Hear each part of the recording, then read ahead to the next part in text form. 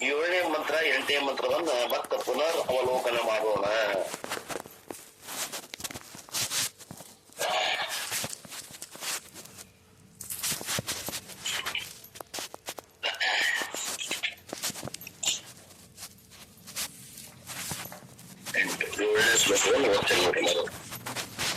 ಇಂದ್ರಿಯಭ್ಯ ಪರಂ ಮನಃ ಮನಸಾ ಸತ್ವಂ ಉತ್ತಮಂ ತತ್ವಾದಪಿ ಮಹಾನಾತ್ಮ ಮಹತೋ ಅವ್ಯಕ್ತಂ ಉತ್ತಮಂ. ಇಲ್ಲಿ ಶಬ್ದಗಳೇನದಾವಲ್ಲ, ಅನೇಕ ಪಾರಿಭಾಷಿಕ ಶಬ್ದಗಳದಾವ, ವೇದಾಂತದ ಶಬ್ದಗಳದಾವ, ಸಾಂಖ್ಯ ಮಹಿಮಾ ನೈಯಾಯಿಕರ ಶಬ್ದಗಳದಾವ, ಆಮ್ಯಾಗ ವ್ಯಾವಹಾರಿಕವಾಗಿ ಬಳಸುವಂತ ಶಬ್ದಗಳದಾವ. ಅನೇಕ ಮತವಾದಿಗಳು ಒಂದೇ ಶಬ್ದವನ್ನ ಅವರವರ ಮತಕ್ಕೆ ಅನುಗುಣವಾಗಿ ಅರ್ಥ ಮಾಡಿದ್ದಾರೆ. ಇಲ್ಲಿ ಈ ಶಬ್ದಗಳನ್ನ ಅರ್ಥ ಮಾಡಿ ಮಾಡಿ ಅನೇಕ ಮತವಾದಿಗಳು ತಮ್ಮ ತಮ್ಮ ದಾರಿಯನ್ನ ಅವ್ರು ಹಿಡಿದು ಅನೇಕ ಮಾರ್ಗಗಳಾಗ್ಯಾವ, 12 ಪ್ರಶ್ನೆಗಳಾಗ್ಯಾವ. ಮಂತ್ರ ಬಂದ ಆ ಮಂತ್ರಕ್ಕೆ ಅರ್ಥ ತಮ್ಮ ಮನಸ್ಸಿಗೆ ಬಂದಂಗೆ ಮಾಡ್ಯಾರ. ಆದ್ರಿಂದ ಅವ್ರವ್ರು ಏನು ಅರ್ಥ ಮಾಡ್ಯಾರ ಅನ್ನೋದನ್ನ ಅವರೆಲ್ಲ ಬ್ರಹ್ಮಸೂತ್ರದಾಗ ಹೇಳ್ತಾರ, ಅದನ್ನ ಅಭ್ಯಾಸ ಮಾಡೋಣಂತ. ಈಗ ವೇದಾಂತದ ಪ್ರಕಾರ ಏನೇನು ಅರ್ಥ ಮಾಡಿದ್ದಾರೆ ಅನ್ನುವಂಥದ್ದನ್ನ ಹೇಳ್ತೀನಿ. ದಯವಿಟ್ಟು ಆ ಶಬ್ದಕ್ಕೆ ಅದ ಅರ್ಥ ಮಾಡ್ಬೇಕು, ಅಂದಾಗ ನಿಮ್ಮ ಅರ್ಥ ಆಗ್ತದೆ. ಮನ ಅಂದ್ರೆ ಮನಸ್ಸು. ಇಂದ್ರಿಯೇಭ್ಯ ಪರಂ ಮನಃ ಐತ್ ನೋಡ್ರಿ, 7ನೇ ಶ್ಲೋಕದಾಗ ಇಂದ್ರಿಯೇಭ್ಯ ಪರಂ ಮನಃ ಅವನ ಹಿಂದ ಮುಂದೆ ಮಾಡ್ಕೋಬೇಕು. ಇಂದ್ರಿಯೇಭ್ಯ ಪರಂ ಮನಃ ಇಂದ್ರಿಯ ಏನ್ ಮಾಡುವ ಅವಶ್ಯಕತೆ ಇಲ್ಲ, ಕರೆಕ್ಟ್ ಐತಿ. ಇಂದ್ರಿಯಗಳಿಗಿಂತ ಶ್ರೇಷ್ಠವಾದದ್ದು ಯಾವುದು? ಮನಸ್ಸದ. ಆಮೇಲೆ ಏನದ? ಮನಸ್ಸಃ ಸತ್ವಂ ಉತ್ತಮಂ. ಮನಸ್ಸಿಗಿಂತ ಉತ್ತಮವಾದದ್ದು ಯಾವುದು? ಸತ್ವಂ ಅಂದ್ರೆ ಒಮ್ಮೆ ನೀವ್ ಏನ್ ಅರ್ಥ ಮಾಡ್ತೀರಿ ಇಲ್ಲಿ ಬರ್ಕೊಡ್ರಿ. ನೀವು ಹಂಗ ಹಾಳಿ ಪೆನ್ನಿಂದ ಕುಂತ್ರಿ, ನಾವ್ ಅರ್ಥ ಆಗ್ಲಿಲ್ರಿ, ಇನ್ನೊಮ್ಮೆ ಹೇಳ್ರಿ ಅಂದ್ರೆ it is very difficult for me to, if you are not taking any risk, you are asking me to take risk. How it is possible? ನೀವು ದೊಡ್ಡಕ್ಕೆ ಬಂದ್ರೆ ನನ್ ದಣಿಸ್ತೀರ ಅಂದ್ರೆ ಏನ್ ಹೇಳ್ಬೇಕು ನೀವು? ಒಂದು ಹಾಡಿಲ್ಲ, ಒಂದು ಪೆನ್ ಇಲ್ಲ, ಒಂದು ಪುಸ್ತಕ ಇಲ್ಲ, ಹೇಳ್ದಾಗ ಬರ್ಕೊಳ್ಳೋದಿಲ್ಲ, ಆಮೇಲೆ ತಿಳಿದ್ರಿ. ನಾ ಹಿಂಗ ಮಾಡಿದ್ರೆ ಇನ್ನು ತಲೆಗಳು ಬರಕ್ ಆಗುದಿಲ್ಲ. ನಾ ಒಂದ್ಸಲ ಹೇಳಿ ಮುಂದೆ ಹೋಗ್ಬಿಡ್ತೇನೆ. ಬೇಕಾದವ್ರು ಬರ್ರಿ, ಸಾಕಾದವ್ರು ಬಿಡ್ರಿ, ನಮ್ಗೆ ಏನಾಗಬೇಕಾಗಿಲ್ಲ. ಎಷ್ಟು ನಾನು ಸಮಜಾಯಿಸಿ ಹೇಳ್ತೇನೆ ಅಷ್ಟಷ್ಟು ಮತ್ತೆ ದುರುಪಯೋಗ ತಗೋತೀರ ಅಂದ್ರೆ ಏನ್ ಹೇಳ್ಬೇಕು? ಕೈಯಾಗ ಒಂದ್ ಪೆನ್ ಇಟ್ಕೊಡ್ರಿ. ಸತ್ವಂ ಅಂತ ಅರ್ಥ ನೀವೇನು ಸತ್ಯ ಮಾಡಿದ್ರಲ್ಲೇ ನಿಮ್ಗೆ ಏನ್ ತಿಳಿತದ ಹೇಳಿ. ತತ್ವ ಅಂತಂದ್ರೆ ಇಲ್ಲಿ ಏನಂತ ಬುದ್ಧಿ ಅಂತ ಮನೆ ಹೇಳಿಲ್ಲ, ಬುದ್ಧಿ ಅಂತ ಬರ್ಕೊಡ್ರಿ. ಮನಸ್ಸಿಗಿಂತ ಬುದ್ಧಿ ಶ್ರೇಷ್ಠದ ಬರ್ಕೊಡ್ರಿ. ಮಹತ್ ಆತ್ಮ ಅರಿ ಸತ್ವಂ. ಮಹತ್ ಈಸ್ ಸುಪೀರಿಯರ್ ಟು ಇಂಟೆಲೆಕ್ಟ್. ಈಗ ಸತ್ವಾತ್ ಮಹಾನ್ ಆತ್ಮ. ಇಲ್ಲಿ ಆತ್ಮಕ ಮಹತ್ ಅಂದಾರ. ಮಹತ್ ಅಂದ್ರೆ ಏನ್ರಿ ಅಂತ ಹೇಳಿನಿ, ಸಮಷ್ಟಿ ಬುದ್ಧಿಗಳ ಒಂದು ಸಂಯೋಜನೆಗೆ ಇಲ್ಲಿ ಮಹತ್ ಅಂದಾರ. ಆ ಗರ್ಭಿ ಕೊಂಡ ಬೀಜ ಗರ್ಭೀಕರಿಸಿದ ಅವಸ್ಥೆಗೆ ಮಹತ್ ಅಂತಾರ. ಅದು ಬೇರೆ ಅರ್ಥ, ಬೇರೆ ಕಡೆ ರೆಫರೆನ್ಸ್. ಇಲ್ಲೇ ಮಹತ್ ಅಂದ್ರ ಸಮಷ್ಟಿ ಬುದ್ಧಿಗಳಂತ ಅರ್ಥ ಮಾಡ್ಬೇಕು. ನಮ್ಮ ಬುದ್ಧಿ, ನಿಮ್ ಬುದ್ಧಿ, ಎಲ್ಲರದ್ದು ಎಷ್ಟು ಮಂದಿ ಜೀವರಾಶಿಗಳದಾರ, ಗಿಡ ಮರಗಳದಾರ, ಅವೆಲ್ಲ ಮನ ಬುದ್ಧಿಗಳನ್ನು ತೋಡು ಕೂಡಿಸಿದಾಗ ಏನಾಗ್ತದಲ್ಲ ಸಮಷ್ಟಿ. ಆ ಸಮಷ್ಟಿ ಬುದ್ಧಿಗೆ ಇಲ್ಲೇ ಮಹತ್ ಅಂದಾರ. ಇವೆಲ್ಲ ಟೆಕ್ನಿಕಲ್ ವರ್ಡ್ಸು. ಆಯಾ ಭಾಷಾ ಏನೇನದ ನೈಯಾಯಿಕರಿಗೆ ಅನುಗುಣವಾಗಿ ಅವ್ರು ಬೇರೆ ಅರ್ಥ ಮಾಡ್ತಾರ, ಸಾಂಖ್ಯರು ಬೇರೆ ಅರ್ಥ ಮಾಡ್ತಾರ. ಇದೇ ಶಬ್ದ ಮಹತ್ ಅಂದ್ರೆ ಬೇರೆ ಬೇರೆ ಅರ್ಥ ಮಾಡ್ತಾರೆ. ಇಲ್ಲಿ ವೇದಾಂತಿಗಳ ಅರ್ಥ ಏನದ ಅಂದ್ರ ಸಮಷ್ಟಿ ಬುದ್ಧಿ ತತ್ವ ಇದು ಸುಪೀರಿಯರ್ ಟು ಇಂಟೆಲೆಕ್ಟ್. ಆ ವ್ಯಷ್ಟಿ ಬುದ್ಧಿಗಿಂತ ಸಮಷ್ಟಿ ಬುದ್ಧಿ ಶ್ರೇಷ್ಠ ಅದ. ಅವ್ಯಕ್ತಂ ಉತ್ತಮಂ. ಅವ್ಯಕ್ತಂ ಅನ್ನೋದದ ಅನ್ಮ್ಯಾನಿಫೆಸ್ಟ್ ಅಂತಾರ. ಅದಕ್ಕೆ ಮಾಯಾ ಅಂತಾರ, ಬರ್ಕೊಡ್ರಿ. ಇಟ್ ಈಸ್ ಸುಪೀರಿಯರ್ ಟು ಮಹತ್. ಆ ಸಮಷ್ಟಿ ಬುದ್ಧಿಗಿಂತ ವ್ಯಾಪಕವಾಗಿರುವಂತದ್ದು, ಶ್ರೇಷ್ಠವಾಗಿರುವಂತದ್ದು ಯಾವುದು ಅಂದ್ರೆ ಅವ್ಯಕ್ತ ಅಂತ ಬರ್ಕೊಟ್ಟು. ಅವ್ಯಕ್ತ ಅಂದ್ರೆ ಮಾಯೆ ಅಂತ ಬರ್ಕೊಟ್ಟು. ಇದಿಷ್ಟು ಶಬ್ದಾರ್ಥ. ಈಗ ನಿಮ್ಗೆಲ್ಲ ಸರಳ ಅರ್ಥ ಆಗ್ತದ. ಇನ್ನು ಮುಂದಿನ ಶಬ್ದದಾಗ ಅದಕ್ಕೆ ಕಂಟಿನ್ಯೂ ಅದ. ಅದಕ್ಕೆ ಕಂಟಿನ್ಯೂ. ಪುರುಷ ತು ಪರಂ ಅವ್ಯಕ್ತ. ಈ ಅವ್ಯಕ್ತಕ್ಕಿಂತ ಪುರುಷ ಶ್ರೇಷ್ಠದನ. ಆತ್ಮ ಅಂತ ಹೋಗ್ಬೇಕಿಲ್ಲ. ಪುರುಷ ಅಂದ್ರೆ ಆತ್ಮ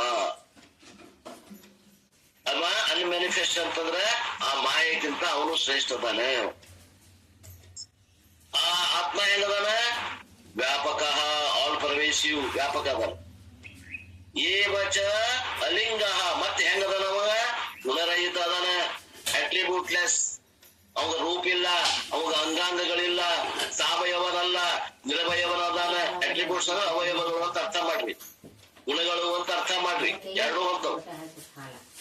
ಅಂದ್ರೆ ಅಲಿಂಗ ಅಂದ್ರೆ ಅವಯವ ರಹಿತದಾನ. ಜ್ಞಾತ್ವ ಎಂ, ಯಾವನು ಇವನನ್ನು ಅರಿಯುತ್ತಾನೆಯೋ, ಜ್ಞಾತ್ವ ಎಂ, ಇವನನ್ನು ಯಾರು ತಿಳಿಯುತ್ತಾರೋ. ಜಂತು ಅಂತಂದ್ರೆ ಮನುಷ್ಯರು. ಯಾರು ತಿಳಿತಾರಲ್ಲ, ಜೀವನ ಜನನ ಯಾರಿಗೈತೆ ಅವ್ರಿಗೆಲ್ಲ ಜಂತುಗಳು ಅಂತ ಹೇಳಿದಾರ. ಅವ್ರು ಏನಾಗ್ತಾರೆ? ಮುಚ್ಚತೆ, ಅವ್ರಿಗೂ ಬಿಡುಗಡೆ ಹೊಂದ್ತಾರೆ. ಮುಚ್ಚತೆ ಅಂದ್ರೆ ಬಿಡುಗಡೆ ಹೊಂದು, ಮೋಕ್ಷವನ್ನು ಹೊಂದು.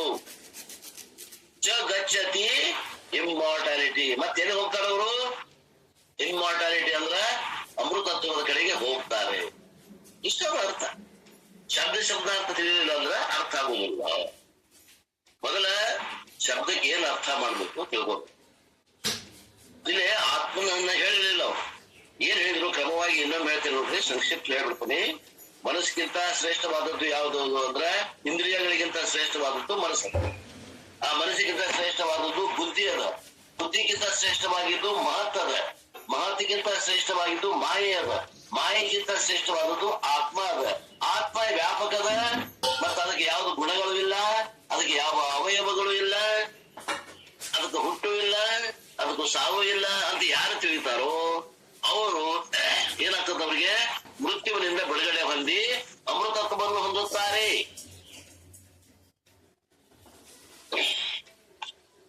ಈಗ ಏನ್ ಪ್ರಶ್ನೆ ಮಾಡಿದ್ರಿ? ಕೆಲವೊಮ್ಮೆ ಏನ್ ಪ್ರಶ್ನೆ ಮಾಡಿದ್ರು? ಅಲ್ರಿ ಸರ, ನೀವು ಒಳಗ್ ಹೋಗಿದ್ರಿ, ಒಳಗ್ ಹೋಗಿ ಹೊರಗೆ ಹೆಂಗ್ ಬಂದ್ರಿ ಅಂತ ಕೇಳಿದ್ರು. ಒಳಗ್ ಹೋಗಿ ಹೊರಗೆ ಹೆಂಗ್ ಬಂದ್ವಿ ಅಂದ್ರ ಬುದ್ಧಿ ಎಲ್ಲದ್ರಿ? ಬುದ್ಧಿ ಒಳಗದ. ಮಹತ್ ಎಲ್ಲದ? ಮಹತ್ ಹೊರಗದ. ಮತ್ ಒಳಗ್ ಹೋಗಿ ಹೊರಗೆ ಬಂದ್ವಿ. ಮತ್ತೆ ವ್ಯಾಪಕ ತತ್ವ ಅಂದಾಗ ಅಲ್ಲಿ ಒಳಗ ಹೊರಗ ಅನ್ನುವಂಥದ್ದು ಸಾಂಕೇತಿಕ ಅದ. ನಿಮ್ಗೆ ಒಳಗ್ ಕರ್ಕೊಂಡು ಹೋಗಿ ಹೊರಗೆ ಕರ್ಕೊಂಡ್ ಬಂದ್ಬಿಟ್ರು ಅವರು. ಅವಾಗ ನಾವು ವ್ಯಾಪಕ ತತ್ವವನ್ನು ಅರ್ಥ ಮಾಡ್ಕೋಬೇಕು. ಅದು ಒಳಗೂ ಅದ, ಅದು ಹೊರಗೂ ಅದ. ಉಪಾಧಿಯನ್ನ ತೆಗೆದು ಬಿಡ್ರಿ, ಒಳಗ ಹೊರಗ ಅನ್ನೋದಿಲ್ಲ. ಇಲ್ಲ, ವ್ಯಾಪಕದ ಒಂದ ಚೇತನದ. ಮತ್ತು ಆ ಉಪಾಧಿ ಒಳಗ ಕುಂತೀವಂತಾರೆ ನಮಗೆ ಜ್ಞಾನ ಆಗೋದಿಲ್ಲ. ಉಪಾಧಿ ಬಿಡ್ಬೇಕಾಗ್ತದ. ಉಪಾಧಿ ಕಲ್ಪಿತದ. ಉಪಾಧಿ ಪಾರಮಾರ್ಥಿಕ ಸತ್ತ ಅಲ್ಲದು. ಏಕ ಸತ್ತ, ದ್ವಿಸತ್ತ, ತ್ರಿಸತ್ತ ಅಂತ ತಿಳ್ಕೊಂಡು ಹೇಳೋರದೇವಿ ಮುಂದಿನ ಸಲ. ಈಗ ಕೈವಲ್ಯ ಉಪನಿಷತ್ತಾಗಿ ಬರ್ತದ ಅದು.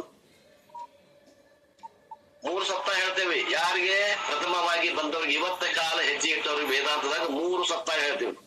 ಒಂದು ಪ್ರಾತಿಭಾಷಿಕ ಸಪ್ತಾಹ, ಒಂದು ವ್ಯಾವಹಾರಿಕ ಸಪ್ತಾಹ, ಒಂದು ಪಾರಮಾರ್ಥಿಕ ಸಪ್ತಾಹ ಹೇಳ್ತೀವಿ. ಹೆಂಗ ಒಂದು 5-6 ತಿಂಗಳ ಒಂದು ವರ್ಷ ಒಪ್ಪತ್ತ ಆತಂದ್ರೆ ಆ 3 ಸಪ್ತಾಹನ 2 ಸಪ್ತಾಹದಾಗ ಮುಳುಗಿಸ್ತೇವೆ. ಅಂದ್ರೆ ಆ ವ್ಯಾವಹಾರಿಕ ಸಪ್ತಾಹ ತಗೊಂಡು ಹೋಗಿ ಪ್ರಾತಿಭಾಷಿಕದಾಗ ಹಾಕಿ 2 ಮಾಡ್ತೀವಿ. ಅವಾಗ ಏನಂತೀವಿ? 22 ಸಪ್ತಾಹ ಅಂತ ಹೇಳ್ತೀವಿ ಶಿಷ್ಯನಿಗೆ. ಯಾವ್ಯಾವ್ರಿ? ಒಂದು ಪಾರಮಾರ್ಥಿಕ ಸತ್ತ, ಇನ್ನೊಂದು ಪ್ರಾತಿಭಾಷಿಕ ಸತ್ತ. ಮತ್ತೆ ವ್ಯಾವಹಾರಿಕ ಸತ್ತ ಏನಾಯ್ತು? ವ್ಯಾವಹಾರಿಕ ಸತ್ತ ಪ್ರಾತಿಭಾಷಿಕದಾಗ ಮರ್ಜ್ ಮಾಡಿದ್ವಿ ಅಂತ ಹೇಳ್ತೇವೆ. ಪ್ರಾತಿಭಾಷಿಕಕ್ಕೂ ಮತ್ತು ವ್ಯವಹಾರಿಕಕ್ಕೆ ಏನ್ ಸಂಬಂಧ ಅಂದ್ರೆ ಏನೇನು ಸಂಬಂಧ, ಅದು 2 ಬಂದೆ. ಇಲ್ಲಿ ವ್ಯವಹಾರ ಆಕತಿ, ಅಲ್ಲಿ ವ್ಯವಹಾರ ಇರಂಗಿಲ್ಲ ಅಷ್ಟೇ. ಆ ವ್ಯವಹಾರ ಕೂಡ ಮಿಥ್ಯ ಆಯ್ತಂತ ಒಂದ್ ಮಾತು ಹೇಳಿದ್ರೆ ಅವ್ 2 ಕೂಡಿಸ್ಬಿಡ್ತೇವೆ. ಅವು ಕೂಡ್ಸೋತೇವೆ, ಅವ್ 2 ಕೂಡಿಸಿ ಒಂದಾತು. ಪ್ರಾತಿಭಾಷಿಕ ಸಪ್ತಾಹದಾಗ ಮರ್ಜರ್ ಆತು, ವ್ಯವಹಾರಿಕ ಸತ್ತ. ಅವಾಗ ಏನ್ ಹೇಳ್ತೀವಿ? 2 ಸಪ್ತಾಹಗಳು ಅಂತ ಹೇಳ್ತೀವಿ. ಇನ್ನೊಂದು ವರ್ಷ ಒಪ್ಪತ್ತವ ವೇದಾಂತ ಶ್ರವಣ ಮಾಡ್ಕೊಂತ ಅವನಲ್ಲಿ ಅಧಿಕಾರತ್ವ ಪ್ರಾಪ್ತಿ ಆತಂದ್ರೆ ಅವ್ನು ಹೇಳೋದು ಏನಪ್ಪಾ ಅಂದ್ರೆ ಏಕ ಸತ್ತ. ಏನದ? ಏಕಮೇವ ಅದ್ವಿತೀಯ ಬ್ರಹ್ಮ ವಸ್ತು ಒಂದದ. ಈ ಮಾಯ ಅನ್ನೋದು ಇಲ್ಲ, ಅವಿದ್ಯೆ ಅನ್ನೋದು ಇಲ್ಲ, ಉಪಾಧಿ ಅನ್ನೋದು ಇಲ್ಲ. ಅವೆಲ್ಲವೂ ಕಲ್ಪಿತದಾವ. ಈ ಕಡೆಯಿಂದ ನೋಡಿದಾಗ ತೋರ್ತಾವ, ಆ ಕಡೆಯಿಂದ ನೋಡಿದಾಗ ಕಾಣೋದಿಲ್ಲ. ಅವು ಇಲ್ಲವು. ಏನ್ರಿ ಹಿಂಗಂದ್ರೆ ಮೃಗಜಲವನ್ನ, ಮೃಗಜಲ ಅದ. ಮಧ್ಯಾಹ್ನದಾಗ 12 ಗಂಟೆಕ ಸ್ವಲ್ಪ ಸಪಾಟವಾದ ನೆಲಕ್ಕೆ ಹೋಗ್ರಿ, ನಿಮಗೆ ಮೃಗಜಲ ಕಾಣ್ತದ. ಬಿಸಿಲದ ಈಗ ಕಾಣ್ತದ, ನೋಡ್ರಿ, ಅನುಭವ ಮಾಡಿ. ಮೃಗಜಲ ಎಲ್ಲೇ? ನಿಮ್ ಎದುರಿಗೆ ಪೂರ್ವ ದಿಕ್ಕಿಗೆ 1 ಕಿಲೋಮೀಟರ್ ನಲ್ಲಿ ಕಾಣ್ತದ ಅಂತ ತಿಳ್ಕೊಂಡು. ಅಲ್ಲಿ ನೀರು ಹರಿದಂಗ ಕಾಣ್ತದ. ನೀರ್ ಅದ ಏನು? ಇಲ್ಲ. ಆ ಒಂದು ಚರಿಗೆ ನೀರ್ ತೊಂಬಂದ್ ನಾ ನೀರ್ ಕುಡಿತೀನಿ ಅಂದ್ರೆ ಆಕತ್ತೇನು? ಆಗುವುದಿಲ್ಲ. ವ್ಯವಹಾರ ಆಗುದಿಲ್ಲ. ಪ್ರಾತಿಭಾಷಿಕ ಅದ. ಹೌದ್ರಿ? ಪ್ರಾತಿಭಾಷಿಕ. ಈಗ ಇಲ್ಲಿ ಒಂದು ಚಿಗರಿ ನಿಂತದ, ಒಬ್ಬ ಮನುಷ್ಯ ನಿಂತಾನ. ಚಿಗರಿ ಏನ್ ಮಾಡ್ತದ? ಅದಕ್ಕೆ ಪಶು ಬುದ್ಧಿ ಅದ, ಅದಕ್ಕೆ ವಿವೇಕ ಶಕ್ತಿ ಇಲ್ಲ. ಅದೇನದ? ಅಲ್ಲಿ ನೀರದ, ನಾ ನೀರ್ ಕುಡಿತೇನೆ ಅಂತ ಓಡ್ತದ. ಸತ್ಯತ್ವ ಬುದ್ಧಿ ಮಾಡ್ಯದ. ಆ ಜಿಂಕೆ ಏನ್ ಮಾಡ್ಯದ? ಆ ಮೃಗದಲ್ಲಿ ಸತ್ಯತ್ವ ಬುದ್ಧಿ ಮಾಡ್ಯದ, ಸತ್ಯ ಅಂತ ತಿಳಿದದ. ಹಂಗ ಈ ಸಾಮಾನ್ಯ ಜೀವಿಗಳು, ಮನುಷ್ಯರು ಈ ಜಗತ್ತನ್ನ ಸತ್ಯ ಅಂತ ತಿಳಿದಾರ. ಅವರೆಲ್ಲ ಯಾಂತ ದೃಷ್ಟಿ ಅಂದ್ರೆ ಮೃಗ ದೃಷ್ಟಿ. ಇನ್ನೊಬ್ಬ ಮನುಷ್ಯ ಅದಾನ, ಅವ ಅಂತಾನ, ಇಲ್ಲೋ ಮರ ಅಲ್ಲಿ ನೀರ್ ಕಂಡಂಗ ಆದ್ರೂ ಒಂದ್ ಚರಿಗೆ ನೀರ್ ತುಂಬ್ಕೊಂಡ್ಬಂದ್ ಕುಡಿಬೇಕಂದ್ರ ಆಗುದಿಲ್ಲ, ಅಲ್ಲಿ ಓಡಾಕ್ ಹೋಗ್ಬೇಡ ಅಂತ ಹೇಳ್ತಾವ. ಇಲ್ಲೇ ನಿಂತ ಹೇಳ್ತಾನ. ಅವ ವಿವೇಕಿ, ಅವ ಜ್ಞಾನಿ. ಅವ ವಿವೇಕಿ, ಅವ ಜ್ಞಾನಿ. ಜಗತ್ ತೋರ್ಬೇಕು ಅದು ಹಿಂದು ಮರಾಯ, ಅದು ಇಲ್ಲದ ತೋರುದು ಅದ್ರ ಲಕ್ಷಣ ಇತ್ತ ಅಂತ. ನಾವ ಜ್ಞಾನಿ. ನಮ್ಮಂಗ ಸತ್ಯ ಅಂತ ಓಡುದಿಲ್ಲವ. ನಾವ್ ಹೊಂಟೇವ್ ನೋಡ್ರಿ. ಸತ್ಯ ಏನು? ಸ್ತ್ರೀ, ಪುತ್ರ, ಧನ, ಕನಕ, ವಸ್ತ್ರ, ವಾಹನ, ಸಾನ, ಮನ್ಮಾನ, ಸಾನ, ಮಾನ, ಆಮ್ಯಾಗ ಹಾರ, ತುರಾಯಿ, ಪೆನ್ಷನ್, ಅದು ಇದು ಆಸ್ತಿ ಅಂತ ಬೆನ್ನಂತೀವಿ. ಖರೆ ಅಂತ ಬೆನ್ನಂತೀವಿ, ಸುಳ್ಳು ಅಂತ ಬೆನ್ನಂತೀವಿ. ಖರೆ ಪ್ರಾಮಾಣಿಕವಾಗಿ ಹೇಳ್ರಿ, ಖರೆ ಅಂತ ಬೆನ್ನತ್ತೀವಿ. ಖರೆ ಅಂತ ಬೆನ್ನತ್ತೀವಿ.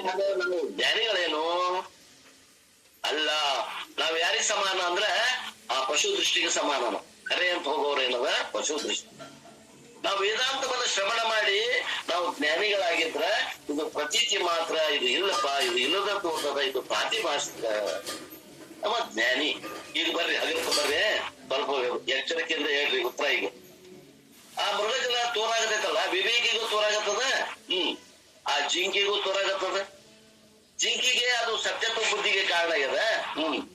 ಆ ಜ್ಞಾನಿಗೆ ಆ ಮೃಗಜಲ ಮಿಥ್ಯಾ ಅಂತ ತಿಳಿದಾನ, ಅದು ತೋರ್ತೈತಿ, ಅದು ಇಲ್ಲ ಅಂತ ತಿಳಿದಾನ. ಇವ್ರಿಬ್ರು ಮುಗಿಸಿದೆ ನಾನು. ಈಗ ಮೂರನೇದು ಹೇಳ್ತೀನಿ. ಸೂರ್ಯನ ದೃಷ್ಟಿಗೆ ಮೃಗಜಲ ಐತೇನ್ರಿ? ಸೂರ್ಯನ ದೃಷ್ಟಿಯಿಂದ ಮೃಗಜಲ ಐತಿ ಅನ್ನುವಂತ ಕೇಳಾಗತ್ತೇನೆ. ಯಾರು ಹೇಳ್ತೀರಿ? ಭೀಷ್ಮಗೌಡರು ಹೇಳ್ಬೇಕು. ಇಲ್ರಿ, ಸೂರ್ಯನ ದೃಷ್ಟಿಯೊಳಗಿಲ್ಲ. ಸೂರ್ಯನ ದೃಷ್ಟಿಯಿಂದ ಇಲ್ಲ. ಜ್ಞಾನಿ ದೃಷ್ಟಿಯಿಂದ ಪ್ರಾತಿಭಾಷಿಕ, ಅಜ್ಞಾನಿ ದೃಷ್ಟಿಯಿಂದ ವ್ಯವಹಾರಿಕ. ಮೂರು ಸತ್ತ ಹೇಳ. ಅದಕ್ಕೆ ಅಜ್ಞಾನಿನ ವೈದ್ಯ ಜ್ಞಾನಿನ ಮಾಡ್ತೀವಿ, ಜ್ಞಾನಿನ ವೈದ್ಯ ಸೂರ್ಯನ ಮಾಡಿಬಿಡ್ತೀವಿ ನಾವು.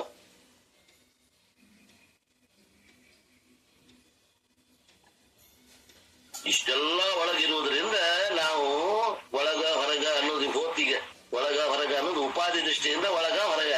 ಈಗ ಯಾವಾಗ ಮಹತ್ ಅಂದ್ವಿ ಅವಾಗ ಹೊರಗ ಬಂದ್ವಿ ನಾವು. ಯಾವಾಗ ಬುದ್ಧಿ ಅಂದ್ವಿ ಹೊರಗಿದ್ವಿ. ಹೊರಗದಿಂದ ಮಹತ್ ಅಂದ್ವಿ ಅವಾಗ ಹೊರಗ್ ಬಂದ್ವಿ. ಒಳಗ ಹೊರಗ ಅನ್ನೋದನ್ನು ಕಳೆದು ಬಿಟ್ವಿ ಉಪಾಧಿಯನ್ನ. ಉಪಾಧಿ ಕಳೆದು ಏಕಮೇವ ದ್ವಿತೀಯ ಬ್ರಹ್ಮ ವಸ್ತು ಒಂದಾದ. ಇದು ಒಂದ ಸಂಶಯ ಇತ್ತಲ್ಲ, ಈಗ ತಿಳಿತೋ ಇಲ್ಲೋ ಯಾರಿಗ್ ಮತ್ತೇನು ಸಂಶಯ ಅದ? ಈಗ ಮುಂದೆ ಹೋಗ್ತೇನೆ, 9ನೇ ಶ್ಲೋಕಕ್ಕೆ ಹೋಗ್ತೇನೆ.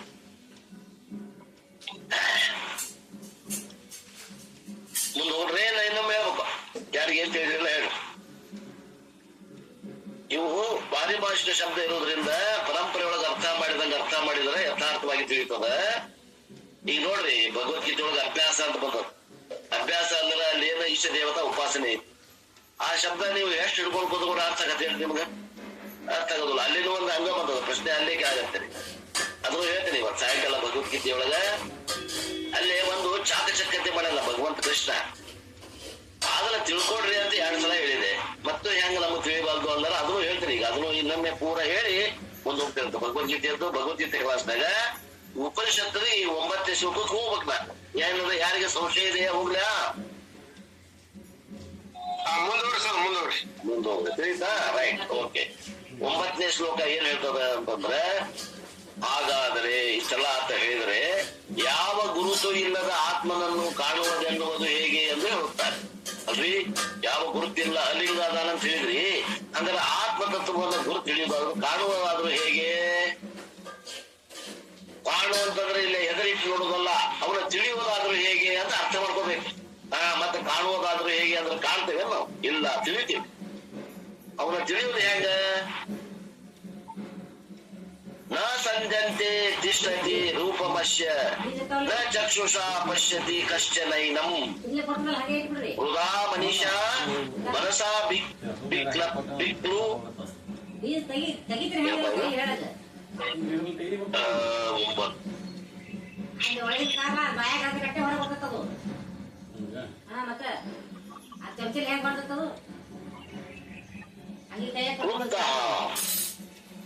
ಅಭಿಕ್ಲುಪ್ತ ಅಭಿಕ್ಲುಪ್ತ ಅಂತ ಆಗ್ಬೇಕು. ಮನಸ ಅಭಿಕ್ಲುಪ್ತ ಏತತ್ ಏತತ್ ವಿದುರ್ ಮೃತಾಸ್ತೆ ಭವಂತಿ ನ ಸದ್ಯತೆ ತಿಷ್ಠತೆ ರೂಪಮಶ್ಯ ನ ಚಕ್ಷುಷಾ ಪಶ್ಯತಿ ಕಶ್ಚನೈನಂ ಹೃದಾ ಮನಿಷಾ ಮನಸಾ ಪ್ರೀಕ್ಷತೆ ಮನಸ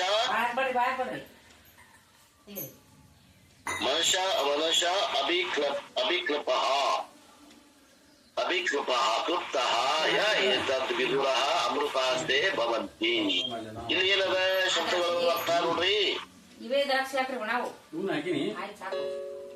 ಅಸ್ಯ ರೂಪಂ ನ ತಿಷ್ಠತಿ ಮಾಡ್ಕೋಬೇಕು. ಅಸ್ಯ ರೂಪಂ ನ ತಿಷ್ಠತಿ, ಇವನ ರೂಪವು ಇರುವುದಿಲ್ಲ. ಎಲ್ಲೇ ಇನ್ ದ ರೇಂಜ್ ಆಫ್ ಪರ್ಸೆಪ್ಷನ್, ಎಲ್ಲೇ ಸಂದೃಶ್ಯ ಅಂತಂದ್ರೆ ಕಾಣುವುದರಲ್ಲಿ ಇವನ ಆತ್ಮನ ರೂಪವು ಬೀಳುವುದಿಲ್ಲ, ಕಾಣುವ ವಸ್ತುಗಳಲ್ಲಿ ಇವನ ರೂಪ ಬೀಳುವುದಿಲ್ಲ ಅಂತ ಅರ್ಥ. The form of the self doesn't fall in the range of perception.